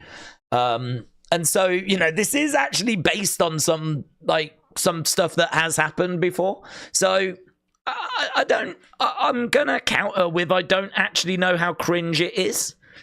I don't know how cringe it is. I mean, the whole fact they've got a Chase University and the Chase University is getting closed down, and I mean, I understand you've really got to go with it for that, you know, to believe that there is this university and all that kind of stuff. But the idea that they've come up with a calendar, a saucy calendar, and it's going to make money to save the university. I mean, I feel like he did name how much they were in the hole for. And, you know, I mean, if we're talking 20 million, then I can't see the calendar doing that. But if it's like, you know, hundreds of thousands, you know, 200,000 or whatever, a calendar could do that, certainly on a WWE shop website. So I don't know, man. Like the calendar thing, it doesn't bother me. I'm not offended by it. It's not like I'm having to really struggle to go with it. I mean, we're having fun with it. And we're like, oh, you know, I can't wait to see the pictures. Are they going to theme them on the classes? Are they going to unveil it at Vengeance Day and all this kind of stuff? Pushing that to one side and just looking at the storyline angle. Yeah. I kind of feel like you could do that and it would make some money. Certainly better than a bake sale. Certainly better than a garage sale. Or if they were trying to sell some of the, like, you know, the globe or whatever it is they had in the classroom. Weren't they doing car washing and stuff like that? That was the ideas they had. I gotta say, I think JC's come up with something that genuinely would make a lot more money than a flipping car wash. So, you know, it is what it is. I don't disagree. I can't remember if he named like an amount. I can't remember if he said like 20 million. If it was, then yeah, okay. If he said that, ignore what I just said, because they ain't making 20 million off a calendar. But if it was like a reasonable number, then yeah, it's all right. It's all right. I mean, I'm buying it if it is available on WWE Shop. I mean, I am going to go on to X now and say this calendar had better be real. This calendar better be out on Sunday. 5 sleeps to go. I need to count the sleeps, actually. How many sleeps? It's Tuesday, so that would be 1 sleep. Wednesday to Thursday it'd be 2 sleeps. Thursday to Friday it'd be 3 sleeps. Friday to Saturday it'd be 4 sleeps. Oh my god, it is 5 sleeps. It is actually 5 sleeps. I don't know how I knew that.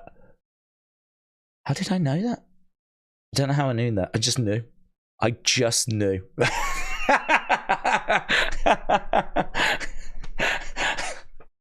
I really want this calendar. Right. A. Jobson said, does Dijak finally win a premium live event match versus Gacy? Gacy really doesn't need the win. He might do. Yeah, he might do. I agree. Gacy doesn't need the win. I'd be feeling pretty good for him, actually. In fact, one of the videos we might put up on the channel might be a quick little Vengeance prediction video. I know not that many people will be that engaged with NXT, but you know, I think it might still be worth putting something up, so we'll see. I'm going to do all the planning for this weekend and do research, and then I'll see what time I've got left over. But I need to shoot now because I do want to do a unseen video. So a big thank you to everyone that joined us tonight. I know it wasn't the most captivating of NXTs. I know. I agree, right? You're not going to hit every single one, and this was a go home. So we put it behind us, we move on, and I don't think this is anything other than a go-home show. That's it. So, you know, we've survived it. It was okay. We got through, and we go again on Friday with SmackDown, and then, of course, UFC or whatever we do on Saturday, but then NXT this Sunday. So thanks for watching. Appreciate the support. I'll see you next time.